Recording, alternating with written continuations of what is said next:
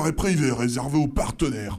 On ne rentre que sur invitation. Allez, suivant. Quel nom? Hibert, Philippe. Désolé, Hibert, c'est pas sur ma liste. Comment ça, c'est pas sur votre liste? Mais le partenaire idéal pour le jeu Antenne, c'est forcément moi, Philibert. Oui, bah peut-être une autre année, mais pas cette saison. Allez, suivant. Bonjour, je suis Croque-Jeu. Ok, c'est bon. Oh, et pourquoi lui il passe, hein? Bah parce que lui c'est Croque-Jeu, ok? La boutique ludique dans le centre-ville de Brest. Et il se trouve que justement, cette saison, c'est lui, notre partenaire. Allez, suivant. Hop là, pardon, excusez-moi, Oh, voilà, mais hop, non. pardon, laissez passer, j'ai une boîte de jeu à l'intérieur, s'il vous plaît, pardon. Oh, salut mec, vas-y, passe. Et lui, pourquoi il passe devant tout le monde? Ah, laisse tomber, c'est la boutique Sortilège à côté de la mairie à Vannes. C'est un habitué, ça fait des années que c'est leur partenaire. Alors cette année, dans Deluxe, si on joue à l'antenne, c'est grâce à Croque-Jeu à Brest et Sortilège à Vannes, c'est ça? Oui, bah il y a des privilégiés, hein, qu'est-ce que tu veux? Allez, viens, par la lucarne des toilettes dans la ruelle, on peut quand même profiter de la musique. Tiens, regarde, ça commence. Oh non, je pense que je les ai lancés. Je pense? Qu'est-ce que tu veux dire? Des ludes et des plumes. Et des plumes. La seule émission radioludique qu'on écoute jouer. Et toi, à quoi tu joues? Et toi, à quoi tu joues? Bonsoir, bienvenue dans Des ludes et des plumes. On est ensemble pour 2 heures quasiment en direct. Pour m'accompagner ce soir et pour vous accompagner, il y aura Yann. Bonsoir Alexis, bonsoir à tous. Il y aura également Talmo. Bonsoir Alexis, bonsoir à tous. Bonsoir, qui n'a pas fini ses devoirs, il était encore plongé dans les papiers. Toujours à la partie technique, Damien. Bonsoir Alexis, bonsoir à tous. Bonsoir. Dans l'ombre que vous ne voyez pas, mais peut-être un jour, qui sait, tout comme Damien, il viendra devant vous. C'est Raphaël qui s'occupe de la partie technique vidéo, pour ceux qui nous suivent sur le live Facebook. Et bien sûr, notre invité qui revient pour la 3e année consécutive. C'est tant mieux, ça veut dire que ça marche bien pour lui et qu'il y a encore beaucoup de choses à dire. C'est encore une fois Florent de chez Nuts Publishing. Bonsoir tout le monde, merci Alexis. En forme? Oui. Oui, Bon, parfait. impeccable. Bon, c'est toujours un plaisir de t'accueillir. C'est partagé. Alors, tu le sais maintenant, hein, depuis le temps que tu viens, on commence toujours l'émission par faire un jeu à l'antenne. Le jeu qu'on a grâce à notre partenaire, on en a parlé juste au lancement de l'émission, hein, nos partenaires de cette année, Croque-Jeu et Sortilège. Et le jeu ce soir, le jeu auquel on va jouer, c'est Strike. Alors certes, c'est pas un jeu ultra radiophonique, hein, on va pas raconter des histoires, on va pas parler énormément, il y aura beaucoup de bruit de dés, mais comme c'est un jeu quand même super rigolo, j'avais envie qu'on y joue. C'est un jeu de Dieter Nubel et illustré par Franz Wowinkel. J'espère que je me trompe pas parce que Ça fait déjà un bout de temps qu'il tourne sur le circuit celui-là. Oui, il est pas tout nouveau. Hein. C'est édité par Ravensburger à partir de 8 ans pour 2 à 5 joueurs pour des parties très rapides. Vous allez voir d'ailleurs ce soir on va faire des parties très rapides parce qu'on a beaucoup de choses qui vont s'enchaîner. Alors on va répartir des dés entre tous les joueurs. La boîte va servir d'arène, hein, il y a un fond en mousse pour éviter que ça rebondisse trop. Et puis à son tour, chaque joueur va lancer autant de dés qu'il le désire. 1, 2, 3, tant qu'on veut. On va pouvoir cogner les dés déjà présents pour essayer de changer les faces. La seule chose, c'est que si l'un de nos dés sort du plateau, notre tour est fini et le dé est exclu pour le reste de la partie. Et si l'un de nos dés tombe sur la face croix, parce qu'il y a des croix, c'est pareil, notre tour prend fin et le dé est exclu jusqu'à la fin de la partie. Si on fait plusieurs fois le même chiffre, s'il y a plusieurs 3 dans la boîte, je peux récupérer tous les 3 pour réaugmenter mon stock de dés pour plus tard. Si par bonheur, j'arrive à vider la boîte complètement en récupérant l'intégralité des dés, le joueur suivant doit lancer tous ses dés. Ça ne veut pas dire qu'il va mourir, hein, parce qu'il peut faire des doublons aussi. Mais voilà, ça lui met une petite pression et nous, ça nous fait bien marrer. Voilà, c'est un petit peu à base de stop ou encore. Et comment est-ce possible de vider toute la boîte d'un coup? Eh bien, par exemple, toi, tu récupères certains dés. Tu as lancé un dé, tu n'as pas réussi. Tu en as lancé un autre, tu as fait un 3. Tu récupères les 3. Il en reste 2 dans la boîte. Florent lance son dé, il tape dans un des dés, paf, il fait tous les mêmes. Il récupère les 3 dés présents et puis moi, je dois lancer tous mes dés. Voilà, ça vous va? Ah ouais. Ouais. Parfait. Alors vous allez voir. Strike, je le mets sur le côté. On garde la petite boîte pour faire l'arène. On a tous nos dés face à nous. Damien. Merci. Hop. Un jeu de dés chouette. Hop, voilà, on met un dé dedans pour commencer. Et ensuite, Yann, c'est ton tour. Alors là, par exemple, il y avait un 5 à l'intérieur de la boîte. Tu lances un dé, tu fais un 5. Ton tour s'arrête. Tu récupères l'intégralité des dés. Et Damien se voit obligé, tu vois, tu as le mot pour répondre à ta question, de lancer l'intégralité de ces dés. Attention, parce que je rappelle que tous les dés qui sortent sont perdus. On les exclut. Donc, à l'intérieur de la boîte, après ton lancer, tu as 2 5 et 2 4. Ceux-là, tu les récupères sans souci. Une croix, ton dé est perdu. Il reste donc un dé avec un 2 à l'intérieur de la boîte. Allez. Toc, tu pourrais décider de continuer. Tu as lancé un dé, tu n'as pas fait de double. Plus tu vas lancer de dés, plus tu as des chances potentielles de faire les mêmes chiffres. Tu pourrais en lancer un d'autre en disant... Le but du jeu, c'est d'être le dernier à avoir c'est mis en main. exactement. Ouais, non, vas-y, Florent. Tiens, double 6. Il me laisse un 3. Moi, je me dis, est-ce que je vais pouvoir... Ah bah non, j'ai fait un 6, mais je continue. Ok, un 2, je continue encore. Je bascule tout, voilà. J'ai fait une croix, mon tour est terminé, j'ai perdu 3 dés. Allez.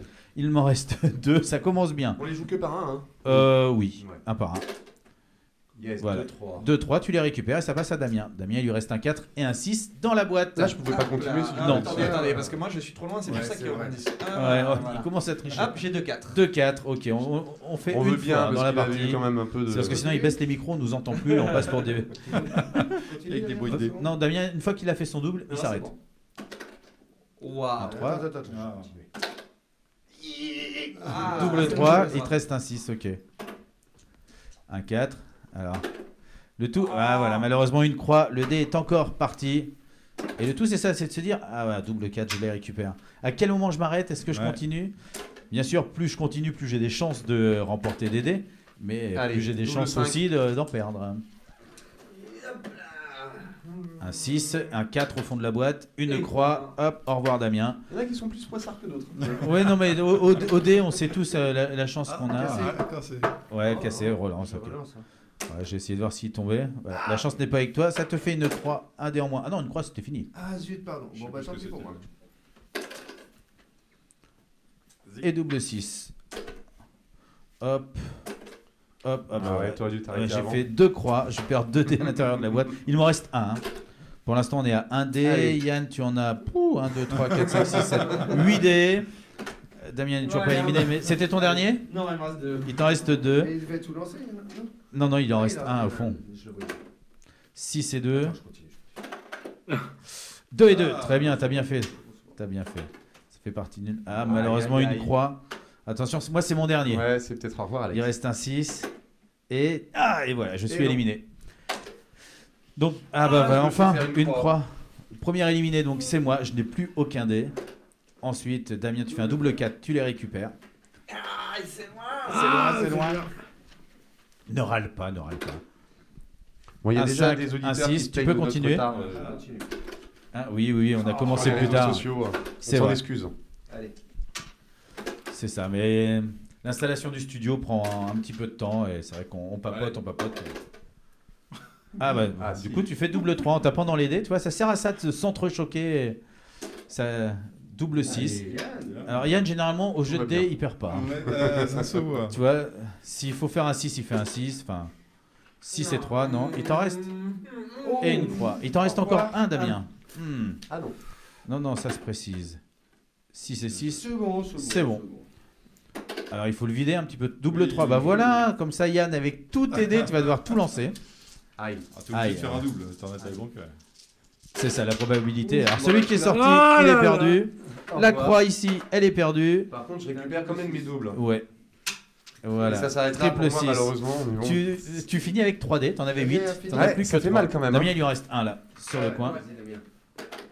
Et double 2. 20 coups d'un seul là. Ah bah oui, mais ça sert à ça, de vider l'arène. Ça sert à mettre la pression aux joueurs qui suivent. Et la croix, c'est terminé.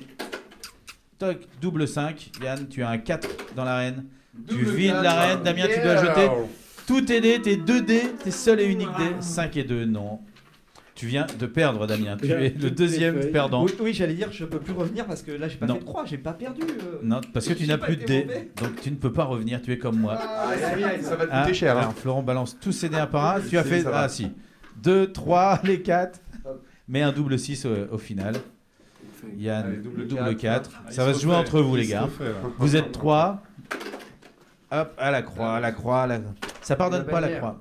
Et la bannière, ouais. 2, 3, 4 et 2, c'est bon. Double 2. Hop, c'est un 4. Alors. Et toi, Yann, 6. Aïe, aïe, aïe. 4, 3, 6. 2, 3, 4, 6. C'est con que t'aies bougé le 3 en 2. C'est 1, Allez, 4. C'est bon. Ouais, il fallait bien en faire un double quand même. Double 5. Ah non, 5, c'est un. Double 2. Double 2. On a au fond de la boîte une croix, malheureusement. Hop, encore un en moins. À toi, Damien. À toi, Yann, pardon. Damien est éliminé. Bon, il y a des auditeurs qui trouvent que c'est long comme jeu. Oui, hein. Déjà. Allez, On pourrait balance tout. s'arrêter, hein. Allez. Bah voilà, une croix. C'est bon. Double 2. Allez, on va dire que le prochain à perdre met fin à la partie. Allez. J'étais bien obligé de faire un double. Bah oui, à un moment donné. Alors, c'est un jeu qui marche très très bien. Moi, j'utilise avec les jeunes en centre de loisirs et ça cartonne. Ouais, c'est simple. Ils adorent. Ah ouais, bah c'est super simple. Le fait de se friter, hop, et des croix. Allez, on enlève des dés. Ouais.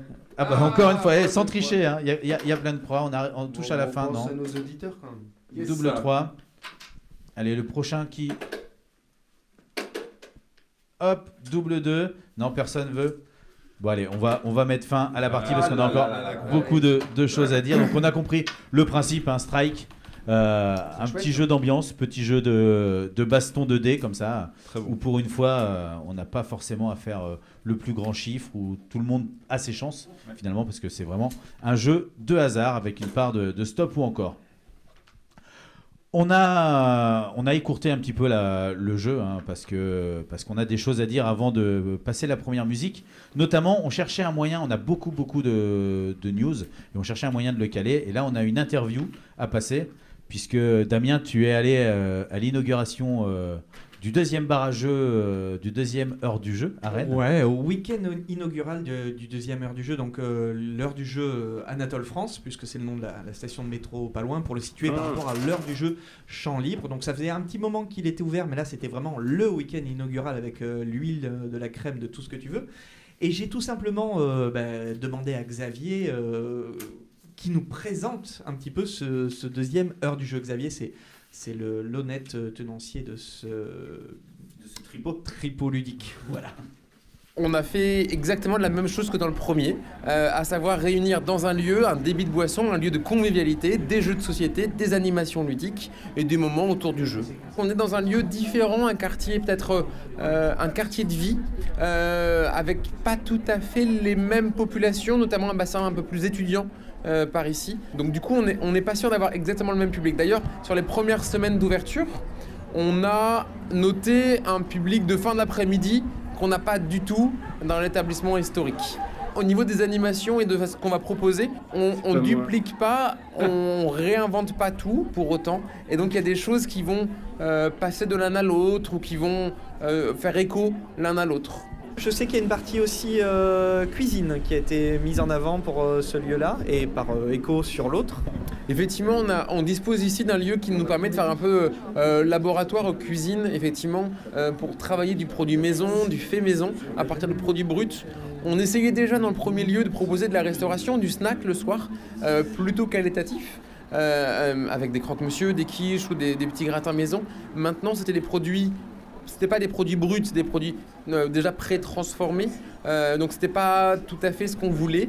Là aujourd'hui, on achète des vrais produits bruts qui ont connu un peu la terre, qui ont connu les choses. Et puis on les travaille avec quelqu'un en cuisine. Je suis très content de travailler avec lui depuis un mois. Et ça vient petit à petit. L'un de mes modèles, il y a 7 ans, quand j'ai ouvert le premier lieu, c'était le Café des Jeux à Grenoble, qui ont une vraie cuisine, qui proposent de la vraie restauration, avec un vrai chef. Et ça, j'ai toujours voulu allier le plaisir de la boisson, le plaisir du jeu, mais aussi, et pour moi c'est indissociable, le plaisir de bien manger. Donc on est ouvert du mardi au vendredi de 17h à 1h, les samedis de 14h à 1h et les dimanches après-midi de 14h à 22h. Donc on voit quelque chose qui vient compléter l'offre de l'heure du jeu numéro 1, ne serait-ce que parce que c'est pas dans le même quartier, donc il disait pas les mêmes populations, là c'est beaucoup d'étudiants qui passent par là. On a vraiment ressenti déjà dans les produits qui étaient présentés, mais aussi la manière dont lui en parlait, cette envie qu'il avait de travailler, d'offrir des produits frais, donc ça c'était vraiment très sympa. Et puis il y a aussi une différence, c'est qu'on était avec l'heure du jeu numéro 1 dans un bar qui a une forme de couloir. C'est-à-dire que si on vient un petit peu là par hasard et qu'on ne sait pas trop quel jeu choisir, c'est moins facile parce que quand on est installé dans un couloir, c'est dur de se relever pour aller chercher d'autres jeux, revenir, ah pardon, poussez-vous, voilà, tout à traverser. Alors que là, on est dans une salle qui est plus carrée, c'est plus une salle qu'un couloir. Voilà, ça invite différemment à profiter des lieux. Bien sûr, les lieux quand même, on y est attaché, donc je lui ai demandé ce qu'en pensait quand même le Graal de est-ce qu'ils avaient adopté ce deuxième lieu. Le Graal vient ici quand il y a besoin, parce que dans l'autre lieu il y a une animation. Mais ils ont quand même leur préférence dans la petite salle, au fond, à l'abri, dans la table ovale. Ils aiment bien tout ça. Donc du coup, on leur laisse. Bon, c'est vrai qu'il y a encore la préférence dans la première salle, mais Tony Chanclot, entre autres, m'a confié que quand même, il aimait bien ce nouveau lieu et il ne rechignait pas à y venir de temps en temps. Il y a aussi un petit plus quand même, c'est que je lui ai demandé comment ça s'est passé au niveau financier, au niveau de la mairie, au niveau des banques, tout ça. Est-ce que le fait d'avoir un premier bar qui marche bien et une salle, le quart d'heure, qui a été récompensée notamment au niveau de l'innovation et de l'originalité qu'apportait ce lieu, est-ce que c'était plus facile? Alors il m'a dit que il y avait cette notoriété qui faisait que ça a été plus facile, mais au niveau des banques, il a encore quand même des choses à prouver, parce que ça reste un bar à jeu, ça reste un petit peu hors tradition. Voilà, quelque chose qui n'est pas dans leur univers. Par contre, et c'est vrai, il a dit, c'est quand même, il a eu une chance là-dessus, ça allait très très vite, parce que le bar était en vente au mois de mars dernier, et il a racheté le lieu, déposé les plans, fait les travaux, et le bar était ouvert comme depuis un mois, quasiment un mois et demi là aujourd'hui. Donc ça a été très très vite pour ouvrir ce deuxième lieu. Et puis alors là, un petit truc hors antenne, je pense qu'on va lancer une chanson parce que ça ne vous concerne pas vous les auditeurs, mais il a terminé avec un petit message particulier que je vais diffuser là tout de suite. On est sur une soirée d'inauguration. Je suis très content, très flatté de l'ensemble des personnes qui nous font l'amitié de venir, notamment des Luttes et des Plumes, qui nous suivent depuis un bon moment maintenant dans nos événements, dans nos folies, qui relaient parfois ce qu'on peut faire, et c'est avec grand plaisir qu'on vous accueille ce soir. Voilà, c'est avec grand plaisir que j'ai passé cette soirée là-bas à découvrir ce nouveau bar, l'heure du jeu numéro 2 à Natal France, appelez-le comme vous voulez, mais je pense que j'y retournerai assez souvent, dans lui ou dans l'autre. Et bah parfait, en tout cas ça fait une raison de plus d'avoir un lieu où s'amuser à Rennes, et c'est toujours plaisant. Là c'est l'heure de la première pause musicale pour nous, et on va s'écouter. Eh ben on va s'écouter Kenny Rogers qui va nous chanter, alors attention, tenez-vous bien, Just Drop In to See What Condition Is My Condition. Et c'est quelle langue? Vous êtes toujours dans Des Ludes et des Plumes, la seule émission radioludique qu'on écoute jouer, enregistrée en direct des studios de Plume FM dans le Morbihan pour ce live Facebook. Dans moins d'une minute va commencer l'interview de notre invité de ce soir. Si vous voulez poser toutes les questions que vous souhaitez à nos invités, n'hésitez pas à commenter cette vidéo sur Facebook et nous, on retransmettra vos questions en direct pendant l'interview. Si vous voulez en savoir plus sur les invités à venir, n'hésitez pas à aller faire un tour du côté de la page agenda du site www.deludes.com. Sur cet agenda, vous retrouverez le nom des invités et les dates des enregistrements à venir, mais également les différentes diffusions radio pour retrouver l'émission, et puis aussi les événements, les festivals sur lesquels l'équipe de Deludes se rendra, sur lesquels on pourra se rencontrer et discuter un peu. Voilà, vous savez tout, il est temps de repartir pour l'interview qui va commencer dans 5, 4, 3, 2, 1... Et c'était Kenny Rogers dans un morceau de la BO de Big Lebowski en fait. Hein, tout ça, c'était... On a bien joué dans Des Ludes. Et maintenant, on va en apprendre un peu plus sur nos invités. C'est l'heure de l'interview en studio.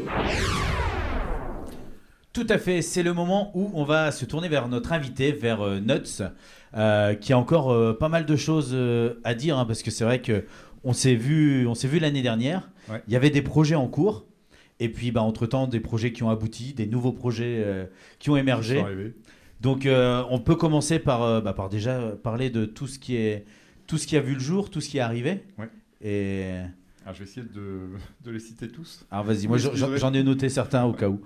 En début d'année, on a eu l'expédition perdue. Oui. Avec son extension qui arrivait après, pendant l'été, en juillet. On a eu Forêt des Ombres, qui est une suite standalone de One Deck Dungeon. C'est ça, c'est la deuxième boîte. Voilà, ce qui est centré sur un univers de forêt. On a le tapis de jeu, d'ailleurs, je pense à ça, qui va avec. On a eu Subterra, qui a dû sortir en mai, je crois, avril-mai, quelque chose comme ça, qui a été vite en rupture. Vite en rupture, ouais. Donc on l'a réimprimé en septembre, qui en plus d'exemplaires, mais qui a été aussi en rupture maintenant. Donc voilà, donc pour les gens qui se posent la question... de sa notoriété. Bah ouais, bon... On ne s'attendait pas à ce que ça reparte comme ça aussi vite. Donc voilà, on en a réimprimé un petit peu plus. Ça arrive en janvier. Voilà, mais... C'est vrai que le jeu est bon et du coup, il a bien fait parler de lui. Ouais, et effectivement, il y a eu un effet un petit peu buzz sur ce jeu. C'est un jeu coopératif, hein, c'est ça ? C'est ça. Ouais. Solo et coopératif, ouais. D'accord. Ouais. Donc ça ouvre vraiment plein de possibilités aussi, quoi, hein, finalement. Oui, dans les et puis je pense qu'une des raisons aussi, c'est l'univers qui est assez immersif. Je ne sais pas s'il y a des gens d'ailleurs qui ont essayé, mais on peut jouer dans le noir, vraiment. Oui, les tuiles sont phosphorescentes, au milieu le chemin est phosphorescent. Donc voilà, ça c'en est un aussi. N'hésitez pas à nous laisser vos témoignages si vous y avez joué dans le noir ouais, sur la page Facebook. Moi, j'ai un copain qui a peint en peinture fluo les monstres. Les monstres pour qu'ils ressortent. Pour qu'ils ressortent dans la nuit. Ouais. On a sorti l'Ombre de Guildforce. Ouais. Avec ses extensions, ça devait être à peu près à la même période, mai-juin, je crois. Ouais, de mémoire, c'est arrivé à peu près en même temps. Ouais. Et donc, juste avant l'été, fin juin, on a sorti Pime Island, qui là aussi est parti très très très très vite. Par contre, comme on le fabrique en Europe, il est revenu relativement vite aussi. Donc voilà, c'est pareil, il revient je crois jeudi. Jeudi. Ouais. Puis c'est le principe de jeu Palm Island peut-être qui est plus facile à reproduire qu'un autre parce que c'est vrai que c'est un jeu de cartes donc on se dit qu'il y a peut-être moins de temps de production derrière. Oui, clairement, enfin c'est plus facile.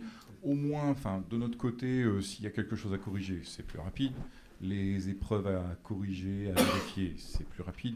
Et forcément en production, oui, c'est aussi plus rapide. Du coup, on gagne du temps. Ouais. Alors on l'a présenté un Palm Island juste de mémoire, c'était juste avant l'été. C'est ce petit jeu un peu rapide qui tient dans la main en fait, et où avec un simple jeu de cartes, on va être amené à découvrir des ressources, à fabriquer d'autres choses qui vont nous permettre de retourner les cartes dans un sens ou dans l'autre pour bénéficier de nouveaux avantages. Et à la fin, ça nous permet de gagner des points parce que les cartes donnent des petits symboles. Voilà, on avait souligné le côté futé aussi des cartes à débloquer, enfin des goodies avec les exploits. Si on a autant de points, on peut débloquer telle carte qui revient dans le deck et qui va nous permettre d'améliorer les choses par la suite. Tout à fait. Ouais. Alors ça, c'est tous les jeux qui sont arrivés jusqu'à cet été. Oui. Qui ont vu le jour en fait. Ouais. Alors on avait fait le choix un peu par le temps qu'on peut avoir nous-mêmes, hein, notre petite équipe.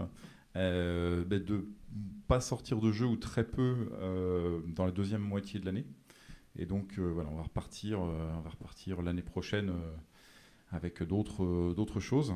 Le premier étant en fin janvier, on aura un petit jeu qui s'appelle Joraku, un peu le même format que One Deck Dungeon pour ceux qui connaissent le jeu. Une boîte aussi très remplie, alors pas du tout le même univers et pas le même voilà, type de ça jeu. se passe à la fin du XVIe siècle. Donc c'est un jeu de 3 à 4 joueurs et c'est des daimyo, des seigneurs de guerre qui vont par un jeu de plis d'abord gagner des petites escarmouches, poser des cubes sur un plateau et on va compter à la fin des différents tours la majorité. Donc c'est un mix entre du jeu de pli et du jeu de placement et de majorité. On compte les points en majorité. Voilà. Donc c'est assez malin. Ça bouge en fait, les points des différentes aires ne sont pas les mêmes d'une époque à une autre. Donc forcément, il faut bouger ses pions aussi. Ça paraît simple, et c'est un jeu qui dure 45 minutes parce qu'au bout d'un moment, il faut cogiter sérieusement quand même. Cogiter, ouais. Voilà. Le fait que vous ayez moins sorti de choses en deuxième partie d'année, on va dire, est-ce que tu disais d'abord, c'est parce que vous êtes une petite équipe et qu'il faut aussi du temps pour soi, et est-ce que c'est pas parce que la deuxième partie de l'année est peut-être plus concentrée sur des salons où il faut de la présence humaine justement, et pour porter les jeux qui sont sortis juste avant? Oui, il y a ça aussi. Parce qu'on a fait 3D donc, dans le Nord Finistère. Il y a Essen, forcément l'incontournable. Il y a aussi un salon qu'on fait, mais là qui est lié à notre activité de Wargame, qui est très très importante à Paris, l'OPJH, qui est le salon le plus gros de jeux d'histoire en Europe. Et là, c'est quelque chose de très très important pour nous aussi. Donc oui, on a besoin d'être présent là-bas. C'est ça, beaucoup plus tout Paris et ludique, plus tout ce qui est à l'étranger, parce que je sais que vous allez jusqu'aux États-Unis. C'est vrai. Donc ça prend du temps, quoi. Il y a de quoi faire. Ouais, c'est ça. C'est toujours le week-end, forcément. Donc, bon. De temps en temps, il faut qu'on revienne quand même à la maison. C'est pas mal. On propose aux auditeurs qui nous regardent en direct de poser des questions s'ils veulent. Et il y en a certains qui se posent la question sur 300. Qui voient. Et ils s'interrogent beaucoup sur cette boîte. Alors, c'est un jeu japonais d'une société qui s'appelle Bonsai Games. Je le considère comme un wargame. Maintenant, en fait, les principes de jeu, je pense que n'importe quel joueur de plateau un tout petit peu expérimenté peut y jouer. Après, ça a un thème militaire, ça s'appelle 300 parce que c'est sur les guerres médiques, donc où il y a eu la bataille de Marathon, de Salamine, et voilà. Et ça simule toutes les guerres médiques entre les Grecs d'un côté et l'Empire perse de l'autre. Et par contre, il n'y a que des cubes et des petits... Enfin, que des cubes qui représentent soit des armées et les disques représentent des flottes. Il y a, je crois, 50 cubes en tout. Il y a 16 cartes. Donc c'est très très épuré. Plutôt minimaliste. C'est très minimaliste et il y a une quantité de stratégies différentes qui est juste impressionnante. C'est une grosse profondeur avec peu de matériel. Donc ça, c'est les cartes. Ouais. C'est du jeu rapide ou c'est du jeu qui s'installe Oui, non, parce que c'est très rapide. Ça a beau être un jeu d'histoire et de stratégie, ça dure une demi-heure. Ça se joue à deux, qui est quand même souvent une caractéristique du jeu de stratégie. Mais je pense sincèrement que un joueur de plateau qui lit plus de 8 pages de règles, enfin même je crois que ça doit être 6, est capable d'y jouer et il trouvera vraiment vraiment son compte. Le but pour nous avec cette boîte-là, c'est de lancer une gamme en fait qui va s'appeler en français Ration de combat et Combat Rations en anglais parce que c'est les mêmes mots, c'est un peu voulu. Et donc en fait le but est de réussir à sortir des jeux de stratégie à 20-25 € en boutique, chose qui est très rare. Et c'est un peu pour emmener le joueur dans d'autres choses que ce qu'il a l'habitude. Sur des temps de jeu peut-être plus courts aussi, peut-être plus accessibles, parce que tout à fait, Wargame c'est quelque chose un peu spécialisé, qui peut faire peur. C'est ça. Une petite boîte, pas trop chère, une demi-heure, donc rapide, avec plein de stratégies possibles. Et donc on en a d'autres de prévues après. Il y en a d'autres, sous le coude, qui vont arriver tout à fait. Dans la même veine. Et celui-là, donc, tu disais, on l'estime pour quand à peu près ? Là, les traductions en anglais et en français sont terminées. Il faut qu'on règle une ou deux petites choses avant l'été. Avant l'été, ce sera prêt. J'en ai fait au moins, à l'avantage de ça dure une demi-heure, j'ai dû en faire une trentaine de parties. Donc, le fignolage est déjà bien avancé. Et puis, c'est un jeu qui existe déjà vraiment en boîte au Japon. Donc, le gars a vraiment déjà sorti son jeu. Voilà. Oui, il tourne, il est rodé. Tout à fait. C'est une localisation que... Oui, mais pour une fois, on a la langue anglaise aussi. Ce qui est rare parce que d'habitude, les gens sortent tous leurs jeux en anglais. Donc, on n'a que la version française. Là, on a la version anglaise et française. Ce qui peut expliquer des fois de prendre un peu plus de temps. Parce que oui, il y a ça. Et puis je pense aussi, on est en train de se poser la question, mais je pense que les boîtes arriveront avec la version anglaise et française dedans. Bon, on n'a pas décidé complètement, mais je pense que ça va être comme ça. Il y a pas que c'est 16 cartes finalement, c'est ça, après c'est des cubes, un tout petit livret de règles. Voilà, ça pourrait s'entendre assez facilement. Bon, c'est encore des réflexions un petit peu, mais ça se pourrait. Voilà. On a parlé, quand tu étais venu l'année dernière, qu'il y avait un petit jeu qui t'avait tapé dans l'œil, que tu avais envie de mettre en avant. Justement, format petite boîte aussi, à la One Deck Dungeon. Et tu voulais faire un participatif pour ce jeu. C'était Mini Rogue. Oui. Et on en est où alors pour Mini Rogue? Alors Mini Rogue, il sort, donc le jeu est terminé, l'extension est terminée, les graphismes sont finis à 95%. Les règles, je m'excuse Henri parce que je sais que tu dois regarder, les règles m'ont été envoyées par les auteurs, mais le maquettage n'est pas fait parce que je n'ai pas transmis les règles, mais en fait les règles sont terminées aussi, et on va lancer le Kickstarter fin janvier. D'accord. Voilà. Et pour, je pense, un petit mois. Et donc là, par contre, pareil, on a la langue anglaise et française, parce que je rappelle que les auteurs sont québécois. Oui. Et donc voilà, c'était important pour nous de faire les deux langues, et notamment tout de suite une langue française intégrée dans le Kickstarter. Et puis voilà, ce qui est rigolo, c'est que Paolo, en plus, parle très bien italien. Donc on se demande si on ne va pas faire aussi, tant qu'à faire l'italien en même temps. Enfin bon, on verra bien. Ça sera fait, on n'en parle plus, on ne revient plus dessus. Mais voilà, non, je pense que c'est un chouette petit jeu. Et voilà, quoi, j'aimerais vraiment que... On prend Kickstarter pour ce qu'il est, c'est-à-dire qu'on va essayer d'un jeu, j'ai des prototypes, tout minimaliste, essayer de donner le meilleur en termes de matériel et de gameplay qu'on peut atteindre grâce à Kickstarter. C'est vrai qu'il y a des choses comme les dégravés notamment qui coûtent relativement cher, et le but va être de donner un max de choses dans avoir du beau matériel, avoir un joli jeu. Ça pimpe un jeu, quoi, finalement. Exactement. Moi, je donne juste un exemple, c'est que par exemple la feuille de personnage du joueur comme du donjon, en fait, on pourrait juste faire une petite feuille ou un petit carton pour mettre ces petits cubes. Et voilà, si on atteint un certain palier, on essaiera d'avoir un double punchboard, enfin double cartonnage pour faire des petits trous, et puis voilà, faire des petits... Que ça tienne en place. C'est plus sympa, quoi. Voilà, donc des petites choses comme ça. Donc on compte sur vous qui nous écoutez pour en janvier... nous de vous faire envie aussi. En masse, pledger le jeu pour qu'on ait du beau matériel. Et justement, pour inciter les gens à pledger, est-ce qu'on pourrait pas partir avant les cubes de billes? Comme ça, si tout se casse la gueule, ils se disent il faut absolument débloquer le palier où ils remplacent les billes par des cubes. Pourquoi pas, on essaiera de faire un add-on niveau marketing, pas trop cher, avec des billes de couleur. Alors, tu disais que Mini Rogue, ça venait du Canada. Oui. Et vous avez l'habitude de travailler avec les Canadiens? Ouais, c'est pas le premier jeu. Non, c'est pas le premier jeu, et je sais que pareil, on en parle à chaque fois que tu viens de ce fameux jeu Catacombe, qui vient aussi du Canada. Ouais. Et on avait évoqué Catacombe Conquest la dernière fois. Et là, justement, je sais qu'il y a du neuf.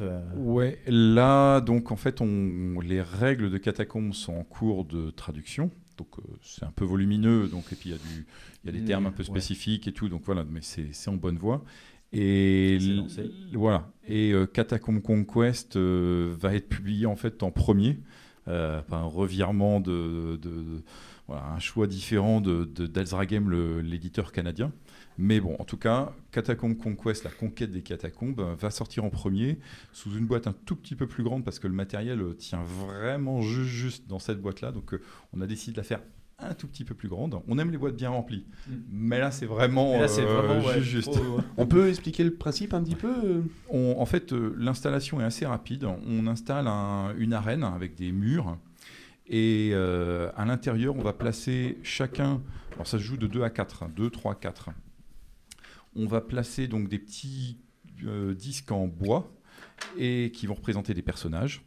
4 disques, des gros disques noirs qui vont représenter des obstacles, et ensuite on va jouer des cartes, et c'est un jeu de pichenette.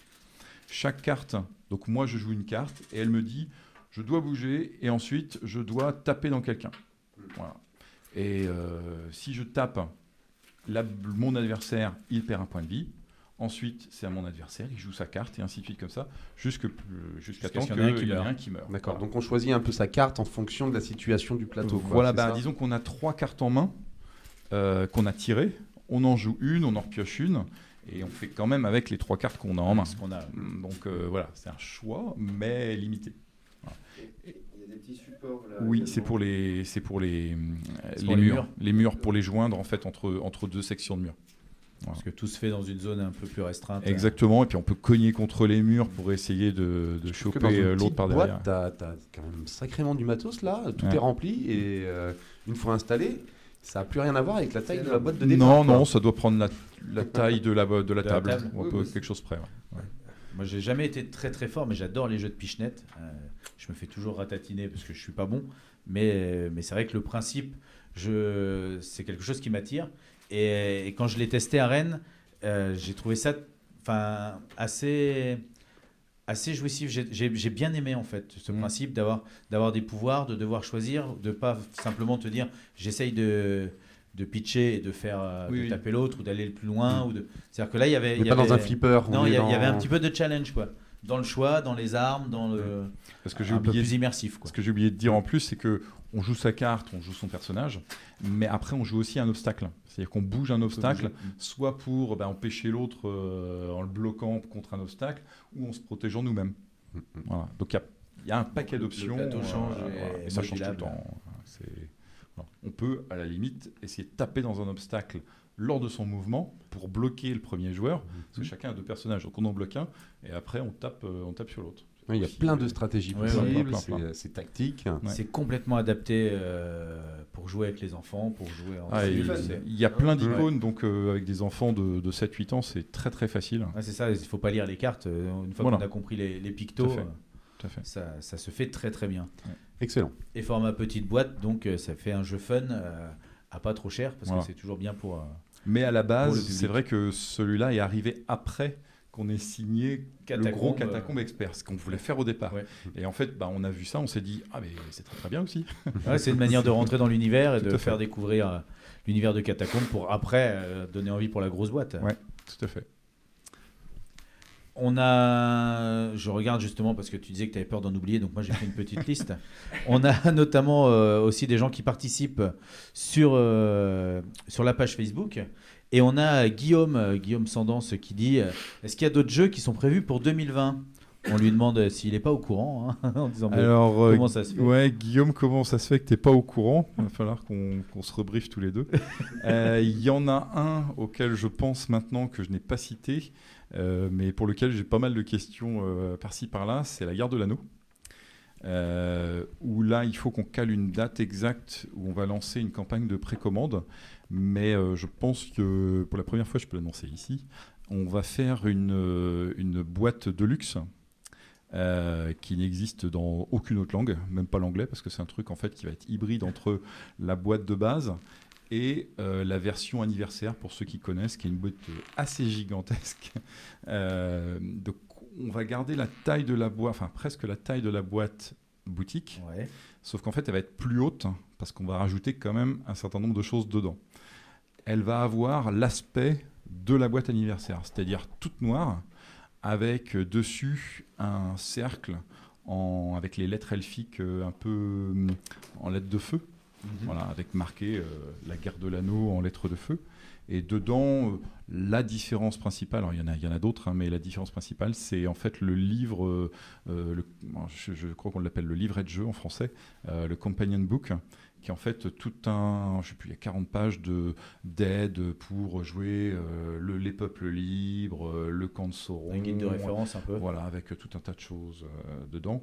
Et tout arrive en brochet, dans un étui en plus, il y a un petit sac en plus, les dés sont différents, enfin voilà, il y a tout un tas de choses. Et il y aura une version boutique un petit peu après. Et c'est une boîte en mithril. C'est ça, hein. Ouais, mais du mithril breton. Alors ça brille aussi, mais que quand il pleut. Et la version cartonnée dure pas très longtemps, mais bon, un petit bout de granit dedans.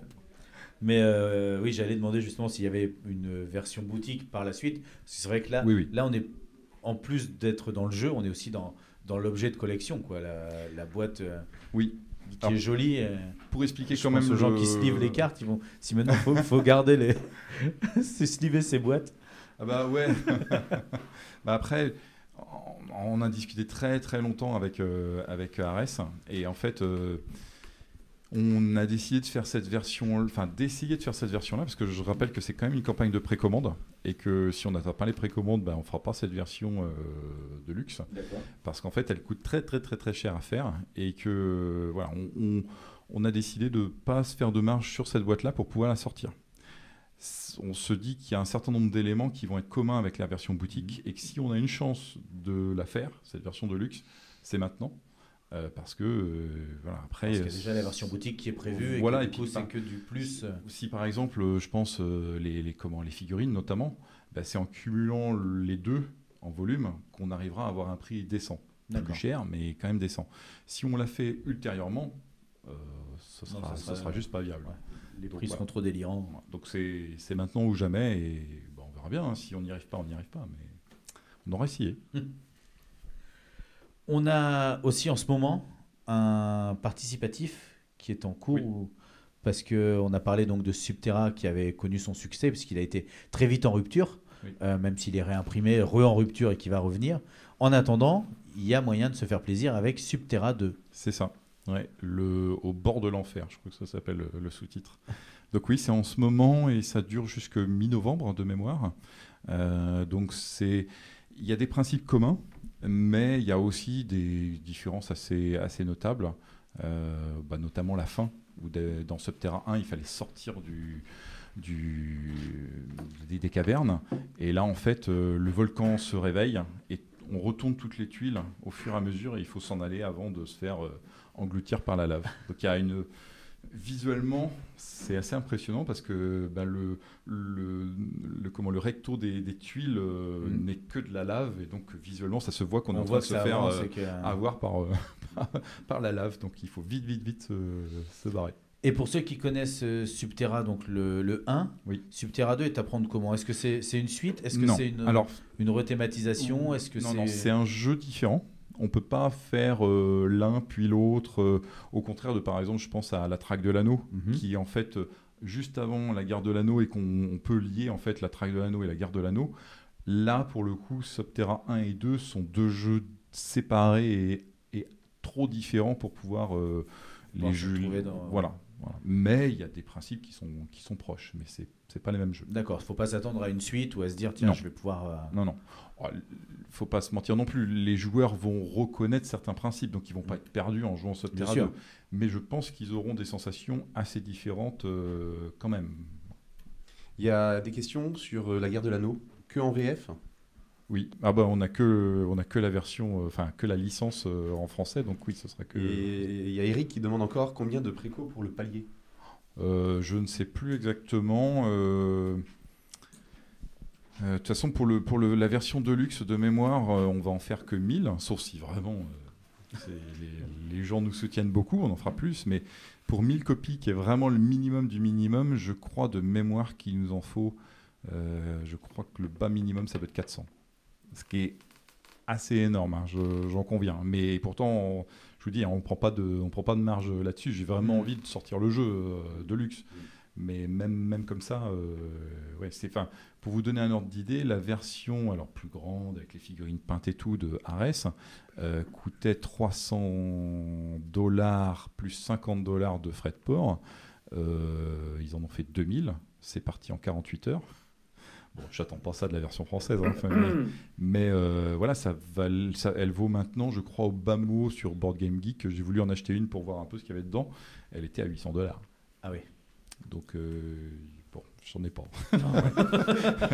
Il y a Guillaume qui revient à la charge. Après, il dit promis, j'arrête. Mais après, il peut continuer, Guillaume. Donc, il a raté Saigon 75 sur Kickstarter, et il voudra savoir s'il sera disponible en magasin. Je le vois sur la liste. Alors moi, je l'avais oublié, Guillaume, mais pas Alexis. Saigon 75, c'est notre Kickstarter précédent. C'est ce qu'on appelle un Warto, donc ça dure 60 minutes. C'est pour 1 ou 2 joueurs. Et voilà, c'est relativement rapide. C'est un jeu de stratégie pour le coup. Pour situer les gens qui nous écoutent, en fait, un Warto, c'est un Wargames sur plateau. C'est-à-dire c'est avec moins des lourd. Systèmes de plateau, avec des systèmes de plateau. C'est quelque chose de plus simple un peu. Oui. Un peu plus abordable. Oui. Le temps de jeu est plus rapide et les règles sont plus faciles à assimiler parce qu'il y en a beaucoup moins. Voilà. Et donc Merci, celui-là, celui-là, le participatif est terminé, Oui. c'était celui d'avant, Ouais. il a été financé. Oui, donc même plutôt bien. Je remercie tous les contributeurs parce que ça a bien marché. Et lui, il arrive en mai de l'année prochaine, mai 2020. Mai 2020. Ouais. Et le principe de Saigon 75 ? C'est 2 camps qui sont très asymétriques. Donc, comme son nom l'indique, pour ceux qui ne savent pas, c'est la chute de Saigon en 1975 avec le nom est bien trouvé. Je trouve. La fuite des Américains sur le toit des hélicoptères. Et donc, en gros, le but du Nord, qui est très puissant au début, est de prendre Saigon. Mais le Sud a des armes parce qu'en fait, toutes ces unités ont une petite caractéristique différente. Par exemple, les parachutistes, ils peuvent aller de n'importe où à n'importe où. Les Marines, ils peuvent aller d'une zone côtière à une autre zone côtière. Alors que toutes les unités nord-vietnamiennes sont presque identiques. Bon, il y a les Viet Cong qui sont un petit peu différents, mais voilà. Donc c'est vraiment un jeu asymétrique. Et donc voilà, en 1 heure, on fait une partie. Donc en fait, en 2 heures, on a fait tous les 2 camps. On peut très bien faire un aller-retour et compter qui c'est qui a eu le meilleur score sur l'ensemble des parties. Ou on a des scénarios plus courts qui font. Donc il y a 8 tours normalement. On a des scénarios qui font que 4 tours. D'accord. Donc ça peut aussi diminuer jusqu'à une demi-heure. C'est ce que j'allais dire, tu limites le temps par 2. Voilà. Donc ça fait, encore une fois, ça fait moins peur quand on parle de Wargames ou de. Voilà. Il y a ou que des de cubes. jeux. Il y a que des cubes, donc voilà. Enfin, maintenant, c'est des octogones. Maintenant que c'est passé au Kickstarter, c'est des octogones gravés. Mais voilà. Alors, on va revenir vers toi ensuite pour continuer à parler de Nuts. Mais nous, on a aussi des impératifs, c'est-à-dire qu'on est tellement abreuvé par les gens qui nous écrivent qu'il faut bien faire le tri. Et c'est Damien qui a la lourde tâche de faire le tri dans le courrier des auditeurs.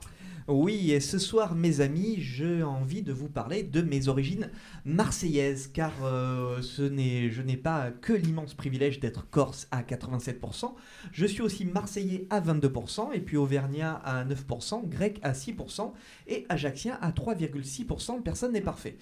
Ce qui, je vous le concède, dépasse largement les 100%, mais je vous rappelle que je vais vous parler de mes origines d'un pays qui peut faire rentrer dans un seul verre un petit tiers de curaçao, un tiers de citron, un tiers de picon et un bon tiers d'eau.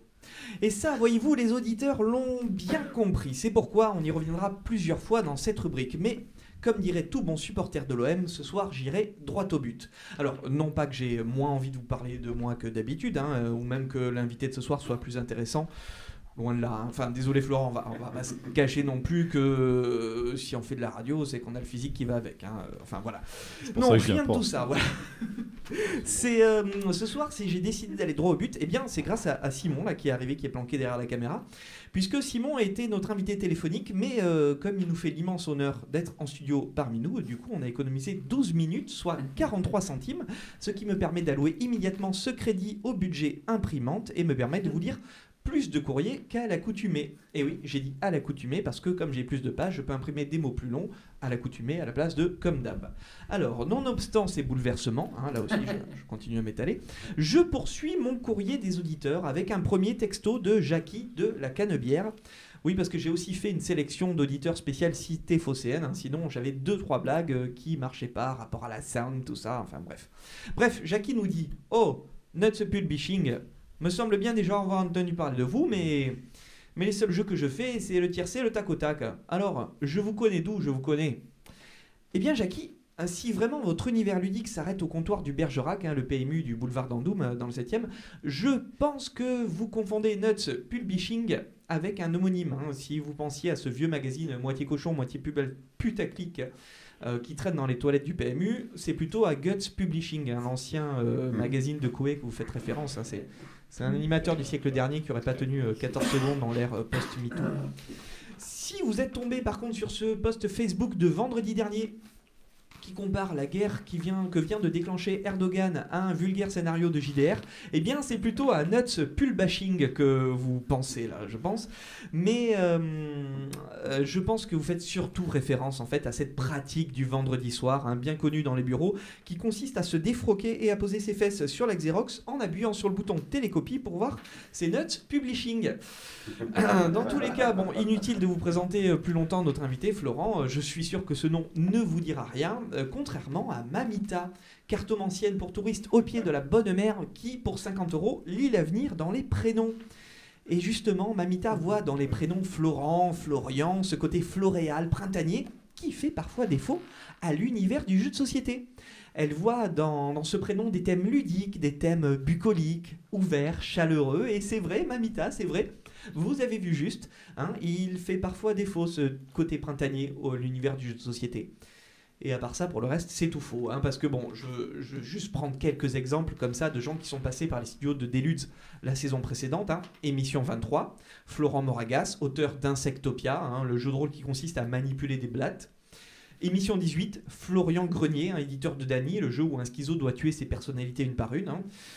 C'est aussi l'auteur, c'est l'éditeur de Dany, mais c'est l'auteur d'Octorage, hein, où des pilleurs de trésors se font pourchasser par un monstre légendaire. Alors ça, on sent tout de suite hein, le bucolique et la joie de vivre qui se dégage de tous ces thèmes. Émission 17, on avait Florian Fay, auteur de Skeleton Island, entre autres, un jeu qui consiste à apprendre aux enfants que voler le bien d'autrui, c'est bien, hein, surtout si ce butin a été récupéré à coups de pillage, de viol et autres joyeusetés pratiquées par la piraterie.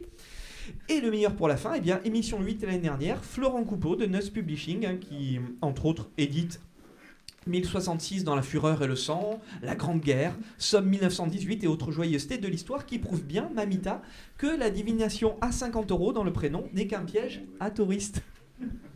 Je sens que ça conteste là-bas de l'autre côté de la salle.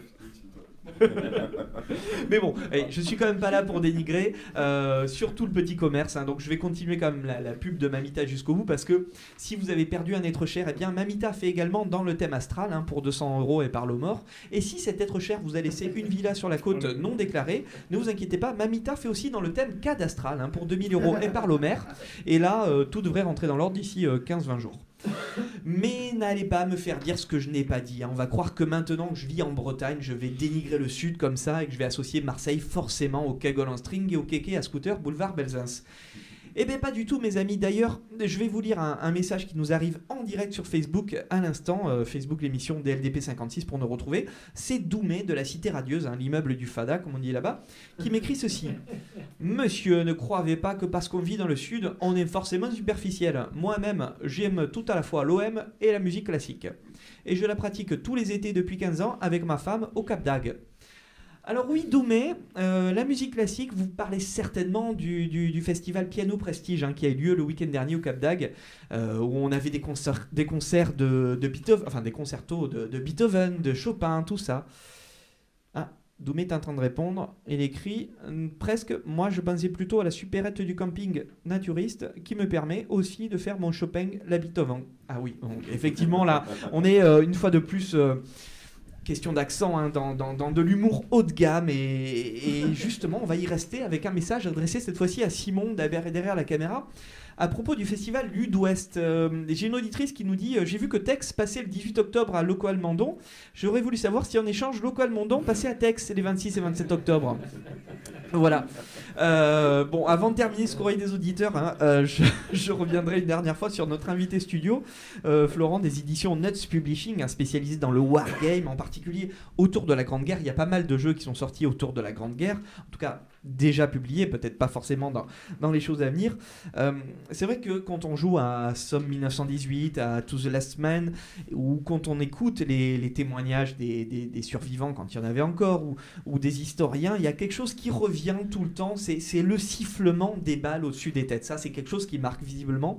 Et étrangement, c'est un thème commun à toute l'Europe, hein, depuis le virage du Vélodrome jusqu'aux rives de la mer Baltique en Suède. Et vous savez pourquoi ? Eh bien, figurez-vous, est-ce que vous savez, messieurs, comment on dit sifflement et balle en suédois ? Et vous allez voir que ça nous ramène au virage du Vélodrome, parce que je suis allé voir sur Google Traduction, sifflement et balle en suédois, ça se dit à peu près comme ça. Oh. Ois enculé. Voilà. Yann, tu peux témoigner. Qu'est-ce qui est écrit sur mon Google Trad ? Oui, sifflement et balle, c'est bien. Sifflement et balle, hein, comme quoi tout se tient et tout est universel. Je pense que Je pense qu'il est largement l'heure que moi je m'arrête au niveau du courrier des auditeurs parce qu'on a dépassé le quota et j'ai appris qu'on avait quand même un coup de fil, donc j'ai imprimé une page de trop, va falloir faire les fonds de tiroir pour ça, équilibrer tout ça. Et puis si tu continues comme ça, surtout on va recevoir un paquet de nouveaux courriers qu'il faudra traiter pour la prochaine émission. En tout cas là c'est quand même le moment de faire la deuxième pause musicale de l'émission. Et on va la faire avec Alice in Chains qui va nous chanter Nutshell en rapport à notre invité.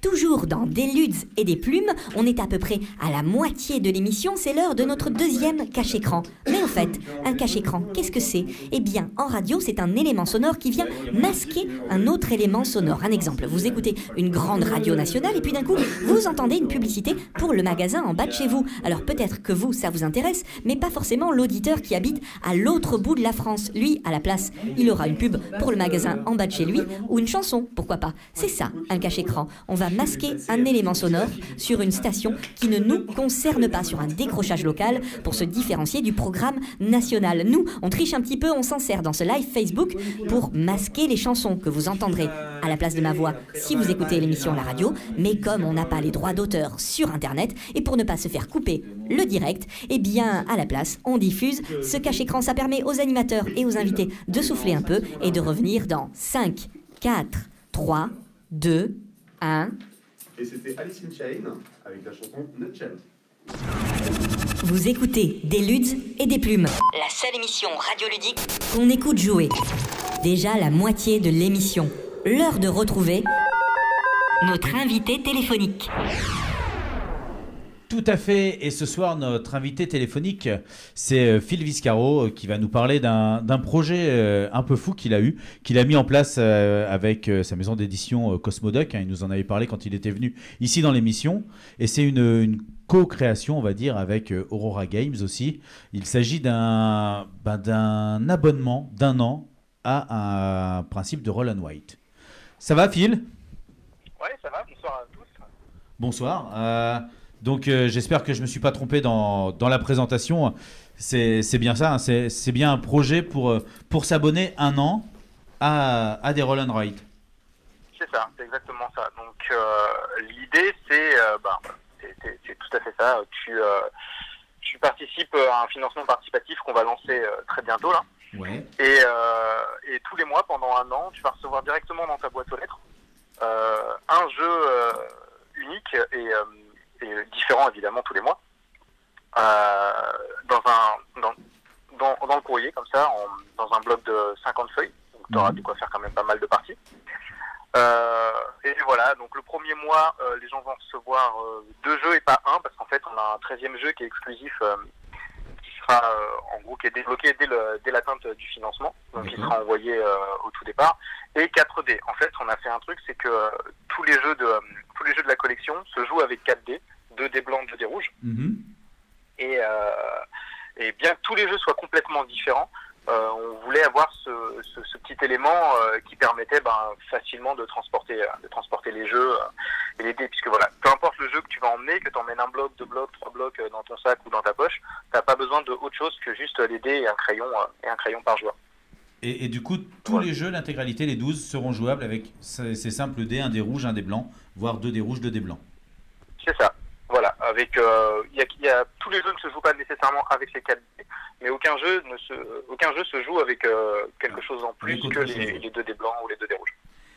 Les gens qui seraient intéressés, imaginons qui entendent parler du projet après le participatif, est-ce que c'est des jeux qu'on peut retrouver ailleurs ou est-ce qu'il faut vraiment faire le participatif pour espérer pouvoir jouer à ces jeux-là ? L'idée c'est vraiment de faire un one shot. Pour nous, on était vraiment parti là-dessus. Ouais. Donc de proposer une campagne comme ça, notamment la difficulté d'un modèle comme celui-ci, qui est quand même assez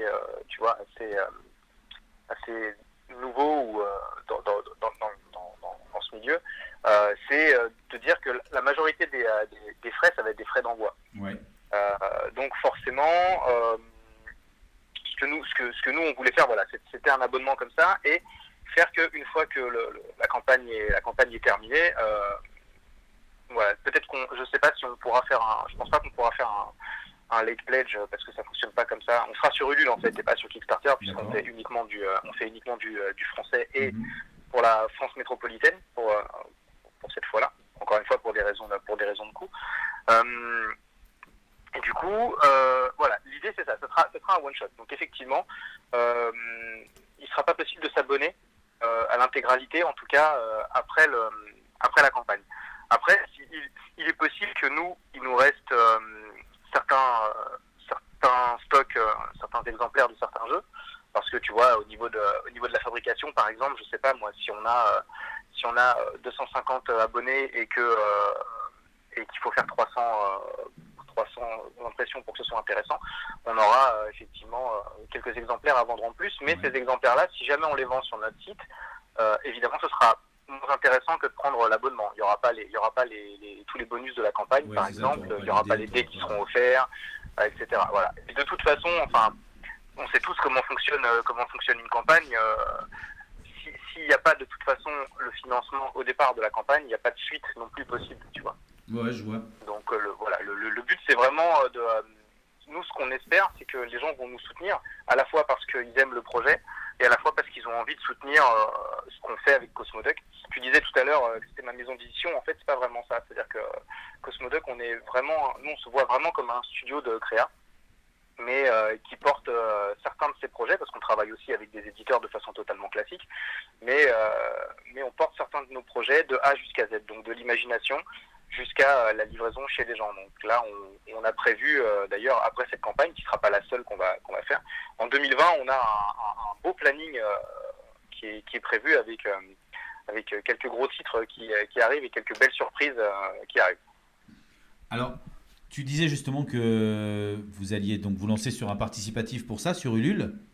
Dans un participatif, ce qui est intéressant, c'est aussi des fois de débloquer des stretch goals et tout ça. Est-ce qu'avec ce type de projet, on peut mettre en place des paliers ? Tout à fait. Après, tu sais, tout est possible. Là, évidemment, on a des paliers de prévus.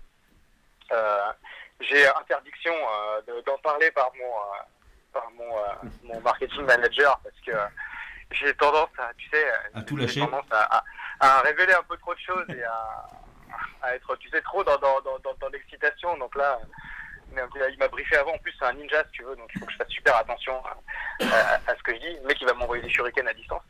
Mais effectivement, oui, il y a des choses de prévues. Là, tu vois, sur la campagne, 12 mois, 12 jeux, plus un 13e jeu exclusif. Oui, voilà, on n'a pas créé que 13 jeux dans l'optique de faire ça. Donc il y a des choses qui peuvent arriver. Ok. Alors, c'est vrai que on se demande un petit peu, enfin quand tu dis il y aura plusieurs Roll and White, au départ on se dit est-ce que ça va être possible, parce que quand même c'est toujours le même principe, on lance des dés, on coche des cases. Nous on a eu la chance d'en avoir 4, d'en voir passer 4 et de pouvoir donc en essayer comme ça. Et c'est vrai que les 4 que tu nous as fait parvenir pour test sont tous différents. Ça veut dire qu'avec simplement les dés, on a bien des sensations différentes, puisque si on prend les tours du Kremlin, en fait, il faut fabriquer avec un mode Tetris, mettre des formes géométriques, en fait, essayer de faire un maximum de lignes. C'est totalement un autre type de jeu que Full Camp du Gland, qui est là. Alors, je sais que toi, par Cosmoduck, tu aimes beaucoup le côté rétro. Toutes tes images, tout est travaillé un petit peu dans la mode rétro. Et là, on est carrément dans les anciens jeux vidéo là, qu'on avait quand on était gamin, avec les petits boutons pour aller à droite, à gauche. Et effectivement, on doit aider ce pauvre du Gland à récupérer ses vêtements qui tombent et qui sont emportés par le vent. On a aussi Digger, alors qui normalement ne s'appellera plus comme ça, où on doit sortir du fond d'une mine en empochant le plus d'or et en essayant de pouvoir laisser les autres dedans. Et on disait avec simplement des dés, moi ce que j'ai trouvé assez fantastique, enfin celui qui m'a le plus parlé et que j'ai adoré, c'est Dice Quest, où on va retrouver un petit peu un dungeon crawler en Roll and White. On va choisir son personnage qui va nous donner des caractéristiques de force, de déplacement, d'intelligence, et puis on va créer notre propre donjon, on va dire, par 4 lancers de dés qui vont nous dire comment l'agencer, et puis après à l'intérieur il va falloir aller castagner du monstre, récupérer des trésors. J'ai trouvé ça vraiment très très malin, et donc là où j'étais un petit peu sceptique au départ de me dire est-ce qu'on va pouvoir se réinventer pour chaque jeu, la réponse est oui. Alors je doute pas que les autres sont aussi tous différents. On en a vu passer quelques-uns. Est-ce que tu peux en parler un petit peu des prochains ? Déjà on a une page là qui prépare l'événement de la campagne. Ouais. Donc j'invite les gens à aller la voir. Sur cette page là, alors l'adresse est compliquée, faut taper un an de Roll and Write, mais on va poster l'adresse dans les commentaires. Mais voilà, en gros là on présente un petit peu tous les jeux. Donc oui, ce que je peux te dire, c'est que effectivement tous les jeux sont vraiment différents. Tous ceux qu'on a créés et qui seront à terme ou pas dans la campagne sont tous différents. On a des jeux qui se jouent uniquement en solo, on a des jeux qui se jouent uniquement à plusieurs, on a des jeux qui peuvent se jouer ou en solo ou à plusieurs. On a un jeu où il y a un mode asymétrique en 1 contre 1. On a des jeux où il y a du par équipe. On a un jeu notamment dont je suis relativement fier, qui est un jeu de boxe qui se joue en 1 contre 1. Quelque chose que je crois pas avoir beaucoup vu dans le Roll and Write, où tu as vraiment les sensations, tu vois, de la boxe, où il va falloir gérer ta fatigue, ton endurance. Est-ce que tu veux plutôt frapper comme un sourd? Est-ce que tu veux frapper plus vite pour frapper le premier?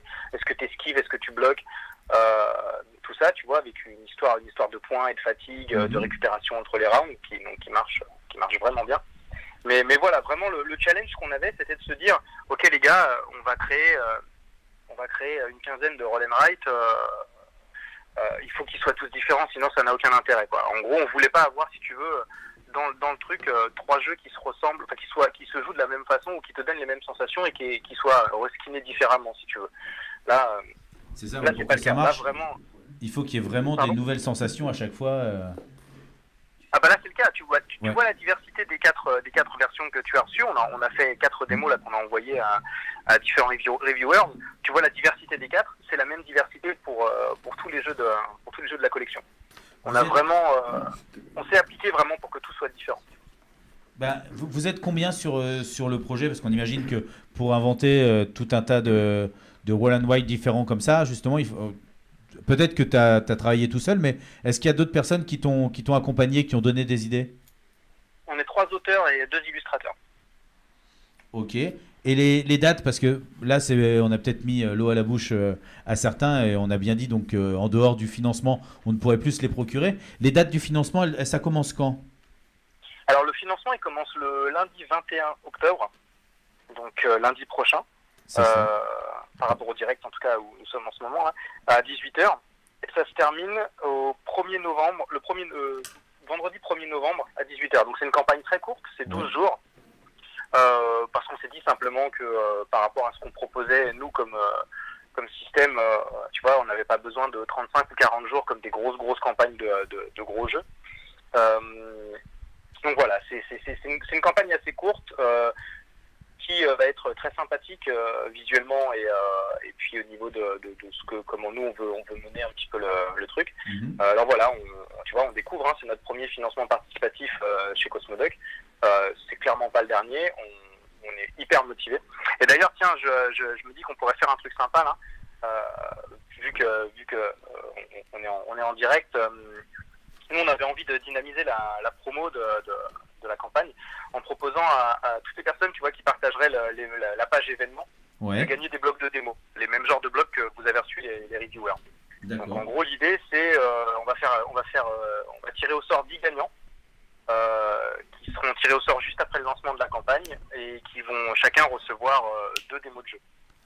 Donc ça permet à ces gens-là de recevoir directement pendant la campagne, puisque ça c'est les versions qu'on a déjà en stock, de recevoir des blocs d'une dizaine de feuilles de 2 jeux différents, histoire de démarrer ça. Donc le but, c'est pas un truc bien compliqué, tu vois, c'est simplement de partager. C'est de partager la page de l'événement. La page, voilà, pour faire un petit peu connaître le truc et puis donner envie aux gens autour de découvrir et de venir nous rejoindre dans ce principe-là. Et voilà, toutes les personnes qui font ça publiquement, je vous invite à aller voir sur la page de l'événement là. Normalement, j'ai un de mes sbires qui bosse dans ma cave, qui doit être en train de poster le truc en direct. Qui doit le faire. Sinon,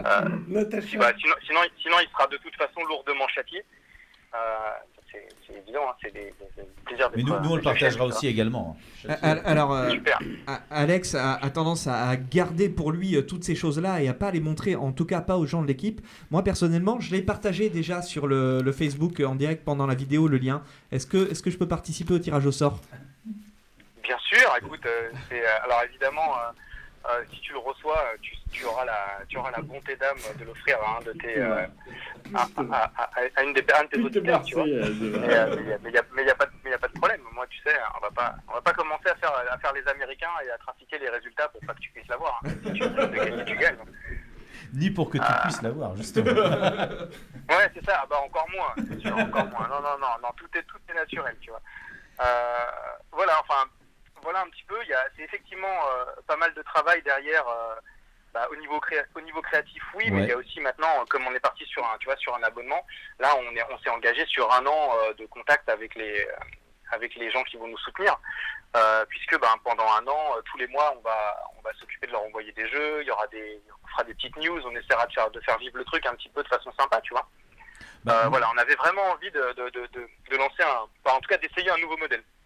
Moi, je trouve ça vraiment très bien. Ça me fait penser un petit peu le principe d'abonnement comme ça. Tu sais, quand on est abonné au magazine et que quand on allait toutes les semaines ou tous les mois ouvrir la boîte aux lettres en disant est-ce qu'il est arrivé aujourd'hui, est-ce qu'il est là, et donc moi ça me fait un petit peu retomber en enfance, une petite Madeleine de Proust, et je trouve que le principe est vraiment vraiment bien. On va partager la page à nouveau pour que les gens puissent venir voir. C'est vrai que c'est un projet très très alléchant, et puis on continuera à te contacter pour les prochains projets, pour que tu viennes nous expliquer un petit peu tout ce qui va émerger de ce studio de création, alors qu'est Cosmoduc.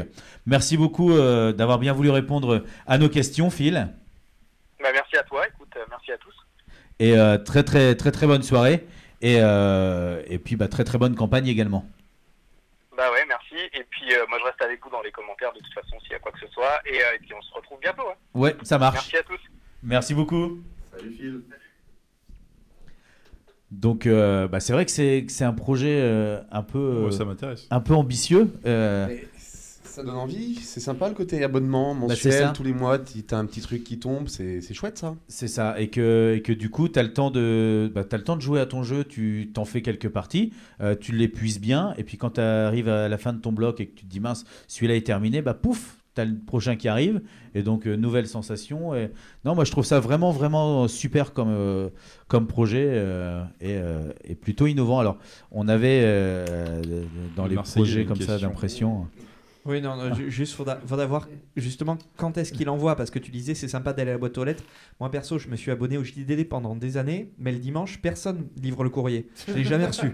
Et voilà, je suis un petit peu mitigé sur ce genre de principe. Mais je pense qu'il va en tenir compte, ça a dû lui arriver aussi. Tu vois. Donc il va.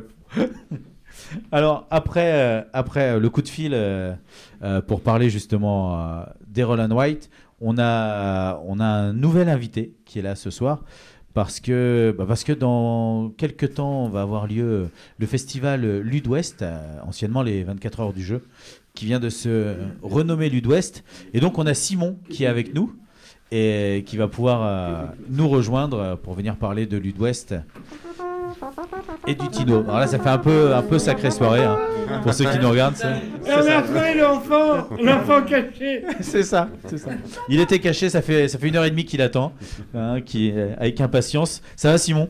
Très bien. Je vous regardais, c'était vraiment sympa. Et puis en effet, un beau projet de Phil Viscaro là. Oui. Ça donne envie. Alors, tu es venu pour nous parler de Ludwest, on l'a dit, qui était anciennement les 24 heures du jeu, qui vient de changer de nom. Tu l'avais évoqué un peu l'année dernière, que vous étiez en discussion, en cours de réflexion, au moins là-dessus.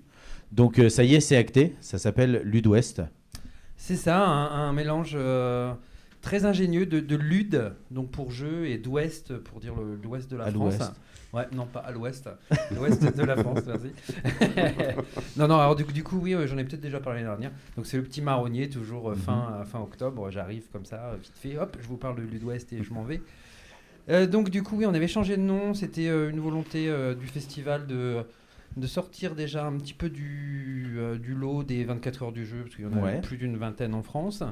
Et puis du coup, d'affirmer, il y avait une nouvelle équipe qui était là, et d'affirmer un petit peu une nouvelle identité, donc ça a commencé aussi par le changement de nom. Les dates ? Alors ça change pas. Non, ça change pas. C'est toujours le dernier week-end d'octobre. C'est toujours 29 heures de jeu non-stop. Oui. Voilà, et c'est toujours à Tex-Noyalo, à côté de Vannes. La seule chose, enfin la seule, non, à part le nom et plein d'autres trucs, en fait, donc pas la seule, finalement, une autre chose qui change, on va dire, un autre changement qui a lieu. Leurs invités aussi changent. Ouais, c'est vrai, mais il y a plein de choses qui changent. Il y a que l'animation qui reste très bonne. Une chose qui change cette année, c'est que vous avez mis en place le projet du Tino. C'est ça. Donc du coup, ça c'est la grosse nouveauté cette année, c'est qu'on fait un trophée créateur. Donc du coup, on est un festival familial, donc du coup, on a voulu créer un trophée de créateurs, donc de prototypes familiaux. Hein. Et donc, on a un jury qui s'est penché sur l'affaire, donc des auteurs de l'Ouest aussi, qui se sont penchés et qui ont reçu une petite trentaine de prototypes. Et donc, du coup, ils ont sélectionné 8 jeux qui seront présentés durant tout le week-end du festival. Et le public sera invité à aller voter pour élire le jeu, le premier lauréat du Tino. Donc le Tino, alors donc Tino, c'est quand même c'est un clin d'œil à notre ancien président, ami, qui nous a quittés il y a l'année dernière. Et donc du coup, on a cherché un anagramme. Non. Si, c'est ça. Si, c'est ça. Donc c'est le trophée, alors je ne saurais même plus ce que ça veut dire, on va dire. Trophée d'initiative des néo-créateurs dans l'Ouest. Ça m'est revenu. Donc voilà. Et donc du coup, on a 8 auteurs qui ont été sélectionnés, qui viennent des 4 coins de la France. Donc c'était aussi une volonté du festival. Voilà, c'est ça, parce qu'on avait beaucoup d'auteurs qui venaient, des fois trop, parce qu'il y avait vraiment... je me souviens, une année, on a eu 35-40 auteurs qui venaient présenter leur proto. Et au fil des années, on s'est rendu compte que c'était souvent les mêmes, des auteurs qu'on connaissait très bien, qui venaient du secteur. Et du coup, par le biais de ce trophée, on voulait aussi présenter au public du Morbihan des auteurs qu'ils n'ont pas forcément l'habitude de connaître. Donc là, on a des auteurs du Sud, vraiment partout en France, qui ont amené leur proto. Et puis du coup, ça va vraiment être un bon moment, je pense, parce que moi, j'ai vu passer un petit peu les protos et des auteurs que je ne connaissais pas forcément, parce que moi, je travaille beaucoup dans l'Ouest et c'est vrai que du coup... des auteurs de Marseille ou des Pyrénées, je ne les connais pas tous. C'est ça qui est intéressant même pour eux, parce que c'est ce que j'allais dire, les auteurs, quand ils présentent leurs prototypes dans tous les festoches du coin, et puis on rencontre souvent le même public, les ludistes se déplacent, mais ils vont faire les festivals, ils arrivent, ils se disent tiens, je connais le prototype, j'y ai déjà joué, j'ai déjà testé, j'ai déjà essayé.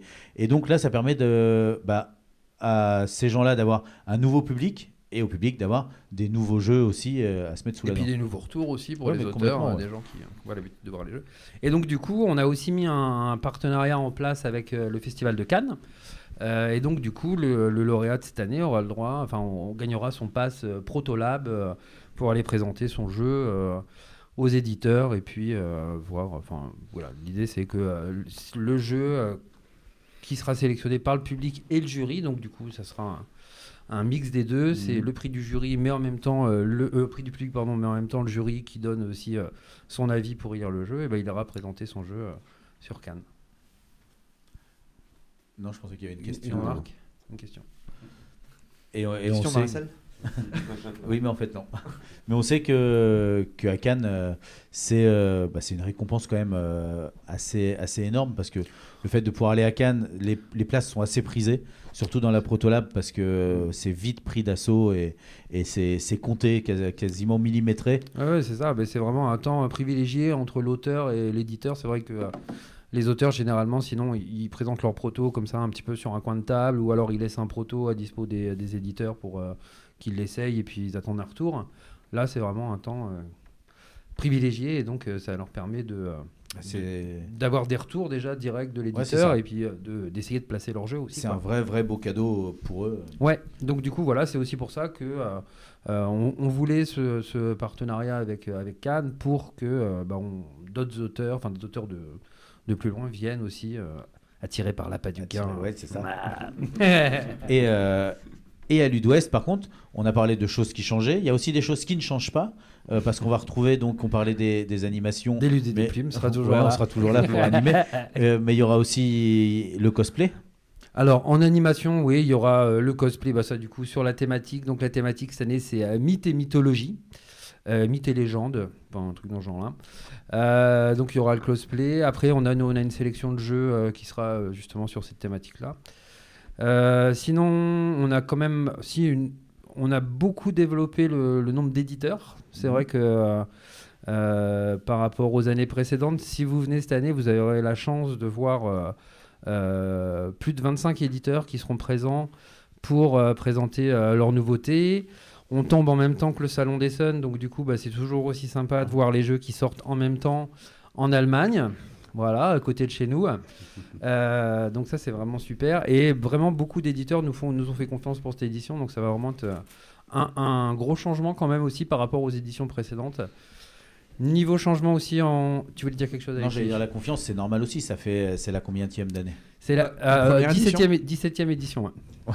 Non, c'est la première. Ouais, c'est la première de Ludwest. Ouais, c'est la première de Ludwest, ouais. C'est la 17e des 24 heures du jeu, qui n'aura pas lieu du coup. Donc, non, mais au bout de 17 ans, c'est normal que les éditeurs commencent à faire confiance. C'est aussi une forme pour vous, c'est une forme de respect et d'assurance. Enfin, ça fait quand même 17 ans que vous êtes établis. Oui, et bah, on a un festival qui est bien vu, c'est sûr. Et que ce soit les auteurs ou les éditeurs, ils n'hésitent pas à venir sur le salon parce que voilà, c'est un festival qui tourne bien avec un public familial, mais aussi du joueur qui est là et qui fait du non-stop toute la nuit.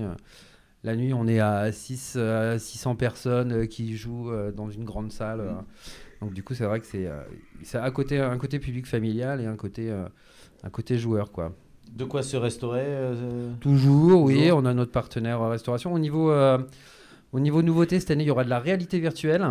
Donc voilà, on se lance là-dedans. Donc c'était aussi le changement. On voulait arrêter les jeux vidéo un peu plus classiques et puis proposer quelque chose de plus tendance et plus innovant. Ouais, c'est ça.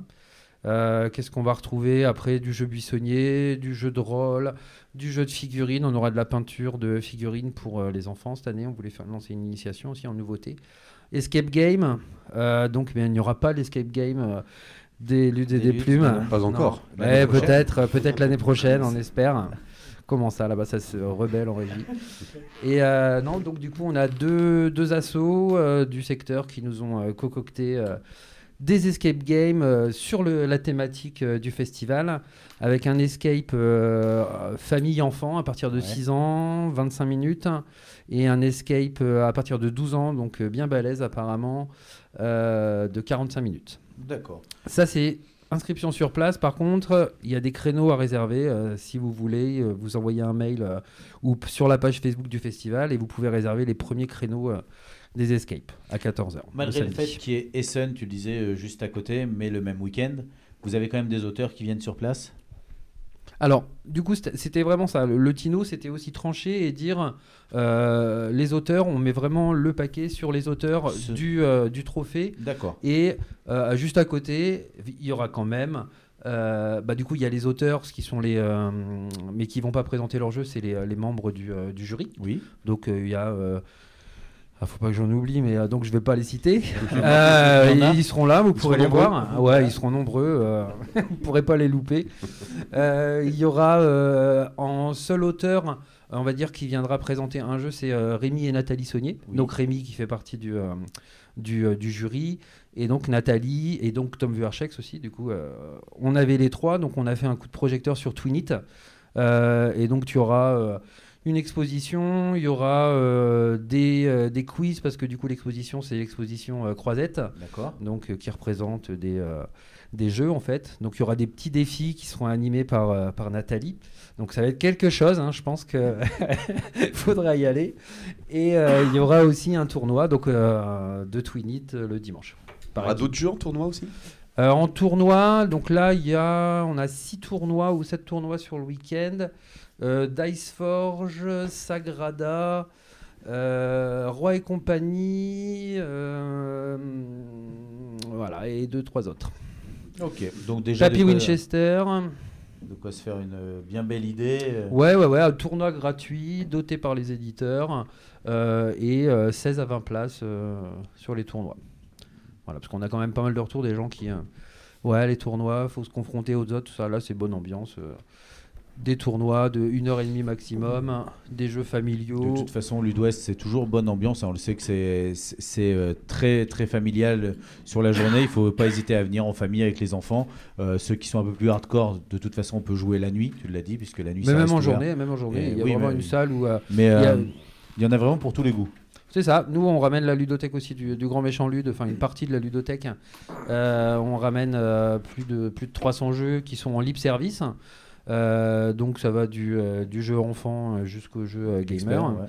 Et on a aussi 3 pôles, un pôle enfant, un pôle familial et un pôle sur la thématique, ce que j'ai dit tout à l'heure, avec une 10-12 jeux qui seront animés du coup pour le coup par des bénévoles du festival pour mettre en avant ces jeux-là. D'accord. Alors je sais que on le répète jamais assez, on le dit tous les ans, mais le festival a besoin de bras, a besoin de bénévoles. Si vous avez du temps, si vous voulez vous consacrer un petit peu au bénévolat, c'est un très bon moyen de commencer ou de continuer si on est déjà dedans. N'hésitez pas, en passant par notre page, en passant directement sur le site Ludwest, en contactant Simon. Il y a toujours un moyen, quelqu'un qui pourra vous aiguiller. Si vous avez envie de faire bénévole à Ludwest, voilà, c'est de bon cœur qu'on vous accueille. Il y aura des masseuses du coup pour les bénévoles cette année. Et les animateurs. De quoi? Et les animateurs. Oui, bien sûr. Il y a pas de J'ai sexisme dans mes un mail propos. de Patrick Bruel qui dit qu'il veut bien être bénévole. Eh bien, on l'accueille avec plaisir. Donc, il y a un créneau buvette pour Patrick. Alors, nous, on a autre chose qui est ici, bon enfant et tout public, c'est généralement les quiz de Talmot. Et j'espère que ce soir, il dérogera pas à la règle. Bien sûr, alors, vous pouvez jouer, au contraire. Oui, reste jouer avec nous, Simon. Tenez, Ok. je vais vous faire circuler les petits papiers. Prenez un petit papier, un crayon. C'est pas un quiz aujourd'hui, c'est un test. Vous savez, les tests de l'été. De QI. Vous avez une... Ah oui, il faut noter les pas un réponses, test hein. de QI, vous avez une majorité de A, vous Non, on n'a êtes pas été jusque-là. Beyoncé, vous avez une majorité de B, vous êtes Strauss-Kahn, etc. Enfin voilà. Là, la dernière fois, non, mais c'est un autre thème. Florent, je te rassure. Pour savoir si t'es Strauss-Kahn en vrai. La dernière fois, on avait joué, qu'on s'est vu, tu m'as fait jouer à l'Expédition perdue. J'ai vachement aimé et j'ai vu aussi que Subterra, c'était un petit peu, il y avait une certaine un petit lien de parenté sur les explorateurs et puis voilà. Donc là, mon test, c'est quelle cité abandonnée allez-vous découvrir? Vous êtes prêts à jouer? Ouais. Alors vous mettez A, B, C, D et puis vous faites des petits bâtons pour savoir le nombre de réponses que vous aurez. Je vous dirai après quelle cité vous découvrez. 1. Vous êtes perdu au milieu d'une nature hostile quand soudain vous apercevez au loin. Réponse A, la tour d'un palais et une grue rouillée. B, un bâtiment industriel désaffecté. C, le toit d'une maison derrière une dune de sable. D, un minaret. Choisissez. C'est bon pour vous? C'est bon. Ouais. 2. Vous avancez avec peine et tombez nez à nez avec un premier bâtiment. Il s'agit de A, une piscine abandonnée. B, une fête foraine laissée à l'abandon. C, une maison de pierre en plein désert. D, un château Disney. Ok. C'est bon? Ouais, jusque-là, c'est bon. 3. Vous avez sous-estimé le temps nécessaire à votre découverte et là, vous n'avez plus de ressources. Par bonheur, vous trouvez sur place. Réponse A, des boîtes de caviar beluga. B, un cerf et des champignons. C, rien, absolument rien. D, des figues sèches.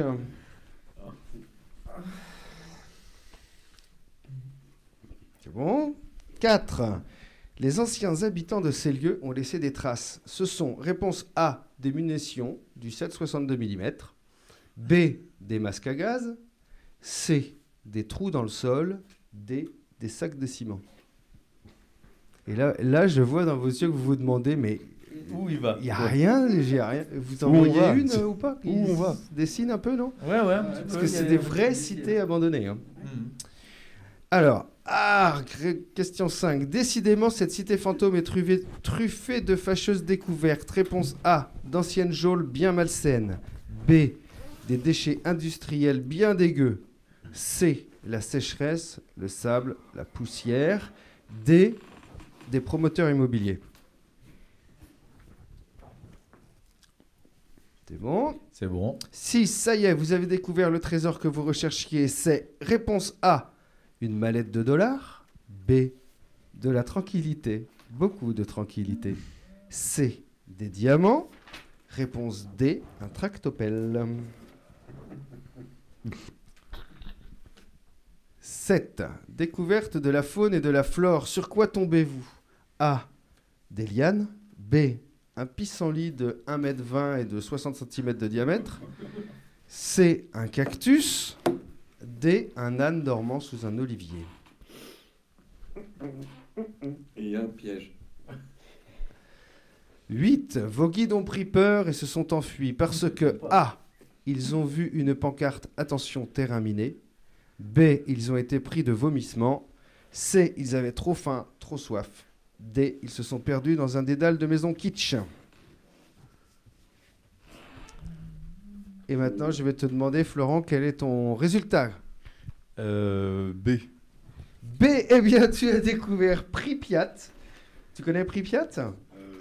C'est en Ukraine, c'est à 3 km de Tchernobyl, c'est désormais une cité abandonnée. Simon, t'as la même? Moi, j'ai découvert la cité C. C, il s'agit de Kolmanskop. Alors, Kolmanskop, c'est un village situé en Namibie qui a été construit dans les années 1900 par les Allemands parce qu'il y avait du diamant dans le sous-sol. Et par contre, il n'y avait pas un pet d'eau. Donc, ils importaient la flotte du Cap, Petit pays en diamant. qui était à 1000 km. Et évidemment, quand le diamant était moins rentable, etc. Alors, aujourd'hui, c'est des maisons allemandes en plein désert, en pierre, qui ont été bâties là. Et évidemment, il n'y a plus personne. Par contre, ça sert de lieu touristique. Les gars, vous aviez d'autres... Oui, moi j'ai la D. Ah, la D, c'est ma préférée. Alors, il faut que... Ouais, c'est Björn... J'ai aimé le tractopelle et les sacs de ciment. Ouais, voilà. C'est Björn Al-Babas. Et Björn Al-Babas, orthographe à vérifier, c'est une cité qui a été imaginée par des promoteurs turcs. Donc ça se passe en Turquie. Et ils ont construit des centaines de maisons en randonnion qui sont des répliques des châteaux Disney. Et jamais ça n'a été terminé. Donc, tu vois, il y a une vallée comme ça qui est... T'as l'impression que c'est des miroirs et t'as les châteaux Disney qui s'étalent tout au long de la vallée. Quelqu'un avait la réponse A, elle est pas mal aussi. Moi je l'avais pas, mais j'ai envie de savoir au cas où les auditeurs l'aient. Bien sûr.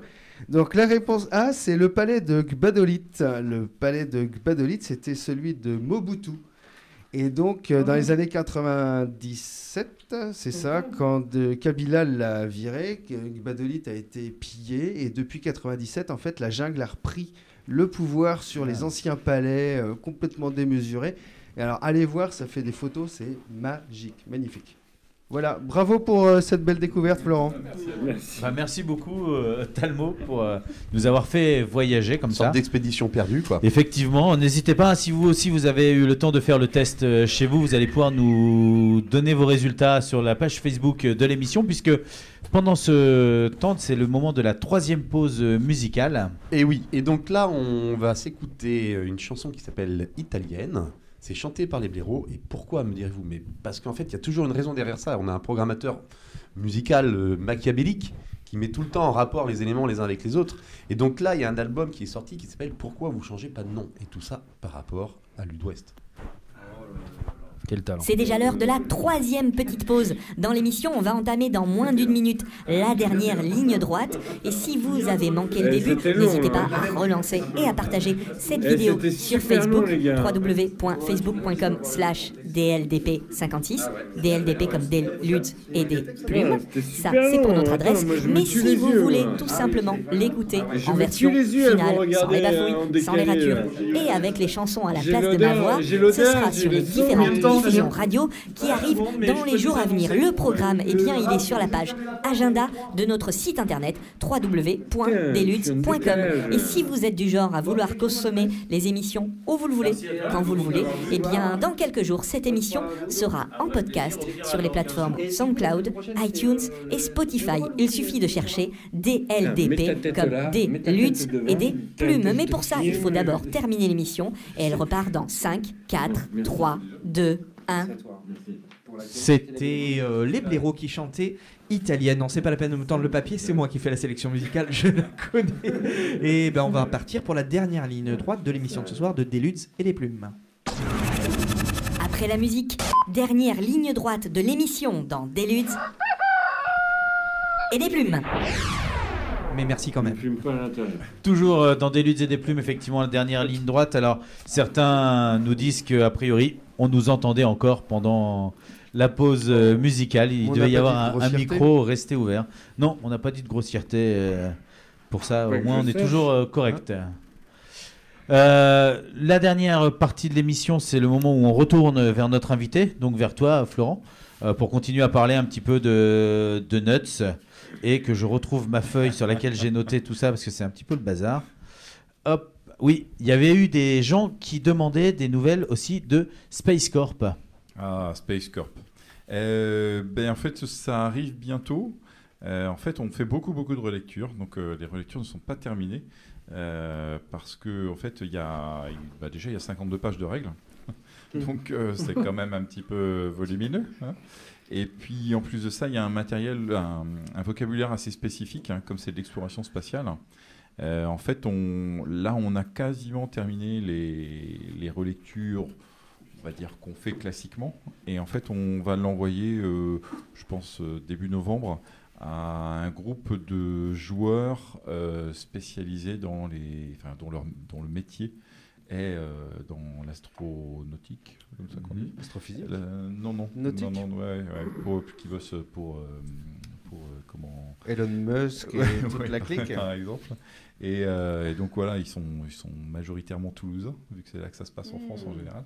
Et voilà, pour que nos termes ils collent correctement et qu'on fasse pour être sûr de ne pas faire d'impair de franglais ou des mots qui n'existent pas. Qu'est-ce qu'il me dit, lui ? Voilà. Mais bon, encore une fois, oui, ça avance clairement, mais bon, on a beaucoup de projets, c'est une chose, mais 52 pages de règles, on imagine que c'est quand même un peu velu quand même. Déjà, ça donne une idée du jeu qui doit lui-même être assez velu, quoi. Ouais, après, de mémoire, c'est 28 pages de règles multijoueurs et 24 de règles solo. Après, c'est fait par John Butterfield, qui est pour les wargamers le pape du jeu du wargame solo. Donc en fait, en signant la version française de ce jeu-là, on se doutait qu'on n'avait pas fait d'erreur, parce qu'en plus les règles multijoueurs et le développement du jeu a été fait par un autre Américain qui s'appelle Chad Jensen et sa femme Kia. Et en fait, il est connu pour avoir fait en France, il a fait d'autres jeux, mais c'est celui qui a créé Dominion Species, qui est aussi un jeu assez balèze, mais qui est très coté aussi. Voilà. Ces autres jeux sont moins connus en France, mais pareil, ils sont très très bons aussi. Donc on s'est dit qu'avec une paire de créateurs comme ça, le jeu ne pouvait pas être mauvais. Forcément, ce qui est très vrai, mais on se retrouve quand même avec 52 pages de règles au final. Alors il y a une chose très intéressante quand on vous suit sur les réseaux sociaux pour connaître un petit peu l'état d'avancée des jeux, c'est que régulièrement vous mettez en place des tableaux avec les différents jeux et puis où est-ce que vous en êtes dans la relecture, dans l'établissement des règles, dans les illus, dans tout ça, et donc ça permet de savoir... On essaye de le mettre à jour régulièrement, on ne l'a pas fait en octobre, mais je pense qu'on le fera juste après Essen, donc on va dire tout début novembre. On va refaire un petit tableau comme ça. Mais comme ça permet effectivement, comme tu le disais, même si c'est pas forcément tous les mois ou tout le temps, de voir que quand même il y a un suivi et que les jeux sont pas abandonnés, quoi. Oui. Il y a certaines fois où ça permet aussi, c'est pédagogique, ça permet de voir quelles sont les grandes étapes dans la création et réalisation d'un jeu. C'est vrai. Et en plus, de mémoire, on a deux parties dans notre tableau parce qu'il y a les localisations et il y a nos créations. Les étapes ne sont pas toujours exactement les mêmes. Non, c'est vrai que ce n'est pas toujours les mêmes. Ça vous laisse le temps, justement, on a parlé de beaucoup de jeux qui étaient sortis là récemment, d'autres qui allaient arriver. Donc on a des financements en cours, on a des financements qui vont arriver, on a plein de choses comme ça. Est-ce que ça vous laisse encore le temps de créer ? Alors moi non, clairement. Jusqu'à ce que je reprenne la société, j'avais dû créer une petite vingtaine de jeux. Je pense que j'ai dû sortir celui qui était le plus avancé. J'ai réussi à le sortir la première année où j'ai repris la société. Et depuis, non. Non, clairement pas le temps. Non. Mais après, c'est un métier différent qui me plaît pour d'autres raisons. D'autres choses. Ouais. Après, c'est vrai que oui, ça me titille quand même clairement, ne serait-ce que pour finir ce que j'ai commencé, ce qui est très très avancé. Donc ouais, je pense que en 2020, je réussirais probablement à en sortir un, mais bon, on verra. Voilà. Et on le sent quand même, c'est vraiment un manque de temps parce que ça doit créer une forme de manque quand on est habitué quand on a envie de créer, comme tu le disais, tu as créé des choses, tu sais que c'est presque abouti ou qu'il manquerait pas grand-chose. Oui, bah ouais, surtout j'en ai la frustration. J'en ai deux qui sont vraiment très très proches, quoi. Enfin, en gros, c'est des tests qui manquent, sauf qu'en fait, on reçoit beaucoup de prototypes. Donc, on essaye de tester en tout cas une bonne partie des prototypes d'abord, et puis après, mes trucs à moi, ça attendra un petit peu. Et sur les salons, vous mettez les jeux en avant, ceux qui vont arriver ou ceux qui sont déjà en cours. Oui. Et tu ne peux pas te servir des salons pour justement mettre un ou deux de tes prototypes en disant en phase de test, puisque c'est les tests qui manquent. Il se trouve que non, parce que moi, en l'occurrence, je crée des wargames. Je ne crée pas de jeux de plateau. Donc, en fait, tous mes jeux durent... et souvent, je fais des jeux relativement simples pour le wargame. Je ne fais pas des gros trucs de 3-4 heures ou plus. Mais même, on va dire 1 heure, 1 heure et demie, en salon, ça marche pas vraiment. Je veux dire, il faut que les parties durent une demi-heure, 3/4 d'heure au max. Plus de 3/4 d'heure, bon, ça peut être compliqué. On en fait quelques-uns, mais voilà. Souvent, c'est vrai que par exemple pour One Deck Dungeon ou pour d'autres jeux, on adapte en fait la partie. On a des boss de démo. On a des boss de démo spéciaux pour les salons, pour que ça dure qu'un quart d'heure, 20 minutes, contrairement aux 3/4 d'heure que doit prendre normalement une vraie partie de A à Z. Ouais. Voilà. Est-ce qu'il y a d'autres choses qui vont arriver par la suite auxquelles on peut attendre? Parce qu'on a parlé de jeux qui allaient arriver là prochainement, en début 2020. Oui.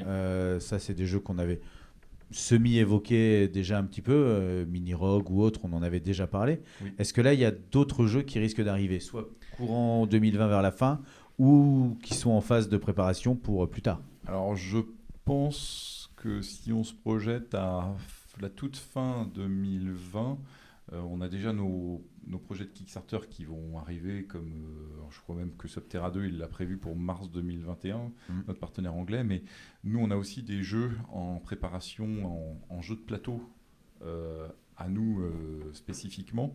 Alors pour l'instant les projets s'appellent Odyssey et King of the Hill. On verra si on garde le nom, si on change, voilà. Mais c'est des jeux qui sont en cours de développement. Alors pour Odyssey, en l'occurrence, ils sont très très très très avancés. Ouais. Donc c'est pareil, il faut que je revienne vers Henri et vers Anthony rapidement après SN. Mais oui, ça c'est nos propres créations. Après, si je fais une toute petite parenthèse sur le wargame, on a Fitna, donc, qui est un jeu sur le Moyen-Orient en ce moment, qui va sortir, enfin qu'on va lancer en production en novembre, et donc qui va sortir au début de l'année 2020. Et en fait, on en a 2 qui sont entièrement terminés. Et on va on va changer de mode de fonctionnement pour le financement. Parce que voilà, notre financement actuel par des précommandes sur notre site n'avance pas assez, alors que je pense que voilà, il y a le public pour ces jeux-là. Il y a du potentiel. Oui, il y a d'autres moyens de communication, quoi. Voilà.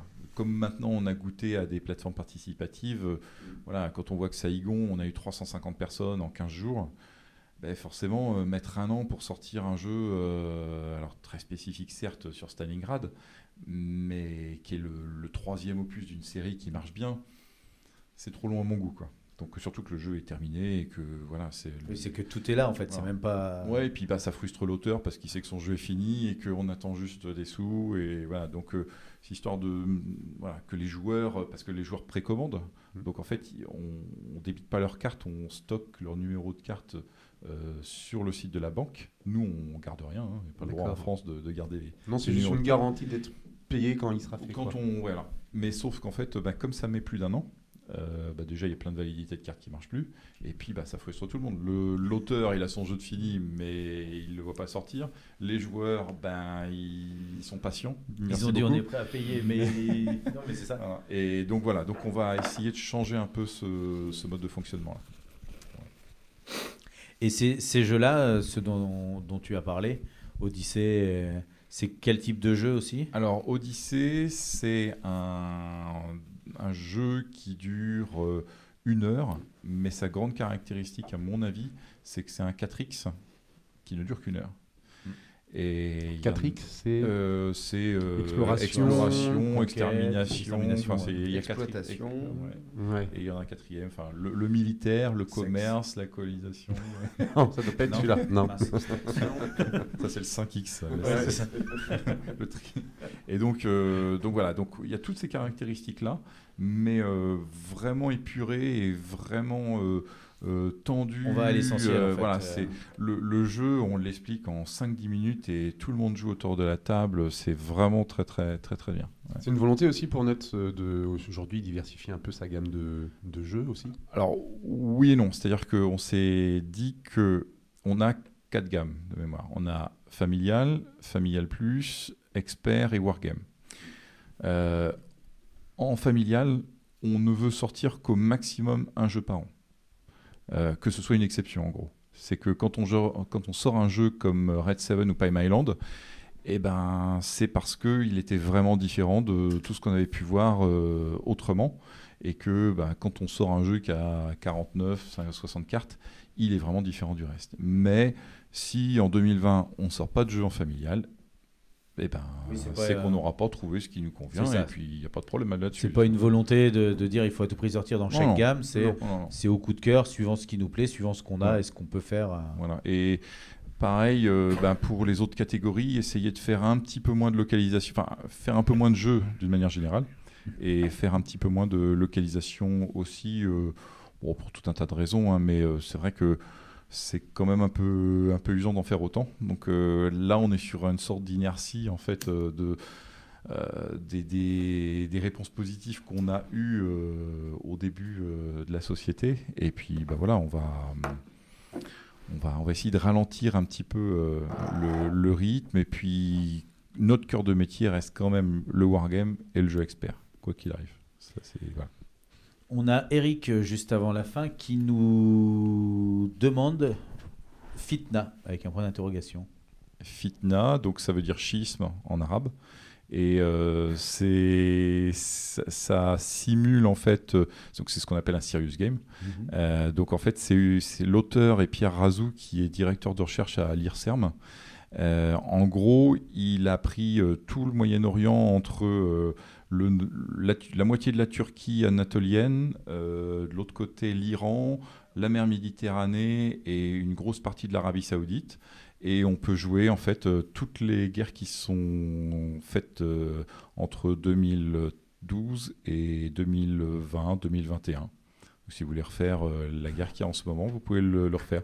Et en fait, c'est machiavélique ce que je dis, ou même, mais en fait, comme c'est un serious game, en fait, ça a été fait au départ comme un outil de simulation pour nos élites à nous. C'est-à-dire qu'en fait, Pierre prend son jeu, son outil, et l'emmène chez les collaborateurs du ministre des Affaires étrangères ou de l'armée. Ils se réunissent tous, chez qui il va Polytechnique et d'autres, et ils font le scénario 3 sur telle ou telle situation, le scénario 6 où très hypothétiquement tous les Kurdes se réunissent pour déclarer l'indépendance, le scénario 10 où on peut jouer à 6 où tout le monde se frite. Voilà. Il y a un niveau de tension internationale qui peut arriver et les Américains, les Français et tout peuvent intervenir. Qu'est-ce qui se passerait s'il y avait une guerre civile en Irak qui se déclarait, si l'Irak essayait de reprendre le Koweït, ainsi de suite. Donc c'est un serious game. Ça simule ce qui a pu se passer, ce qui pourrait se passer, et ça reste un très très bon jeu aussi. Très bien. Merci beaucoup pour toutes ces précisions. Voilà. C'est toujours un plaisir, comme on disait, de te recevoir. C'est toujours un plaisir d'animer l'émission pour vous qui nous regardez. Alors, pour ce soir, ceux qui nous regardent sur la page Facebook, on s'excuse parce qu'a priori, vous n'avez pas eu le son des micros, vous avez eu le son de la caméra. J'espère que vous nous avez entendus quand même. Si vous n'avez pas pu nous entendre, eh bien, tant pis, il faudra réécouter l'émission à la radio pour savoir ce que l'on a dit. En tout cas, on va se quitter en chanson. On va vous faire des gros bisous. On vous donne rendez-vous dans 15 jours. encore une fois avec Talmo, avec Yann, Damien, Raphaël et moi-même. Et je ne sais plus qui est l'invité dans 15 jours, donc ça sera une surprise. Il faudra Mais oui, suivre c'est ça, la page. C'est la surprise. Donc là, on va se quitter avec The Who, qui vont chanter Baba O'Reilly, parce que dans l'album Who's Next. L'émission d'aujourd'hui se termine, mais n'hésitez pas à la podcaster sur les plateformes SoundCloud, iTunes et Spotify. Toutes les infos et l'agenda de l'émission sur notre site internet www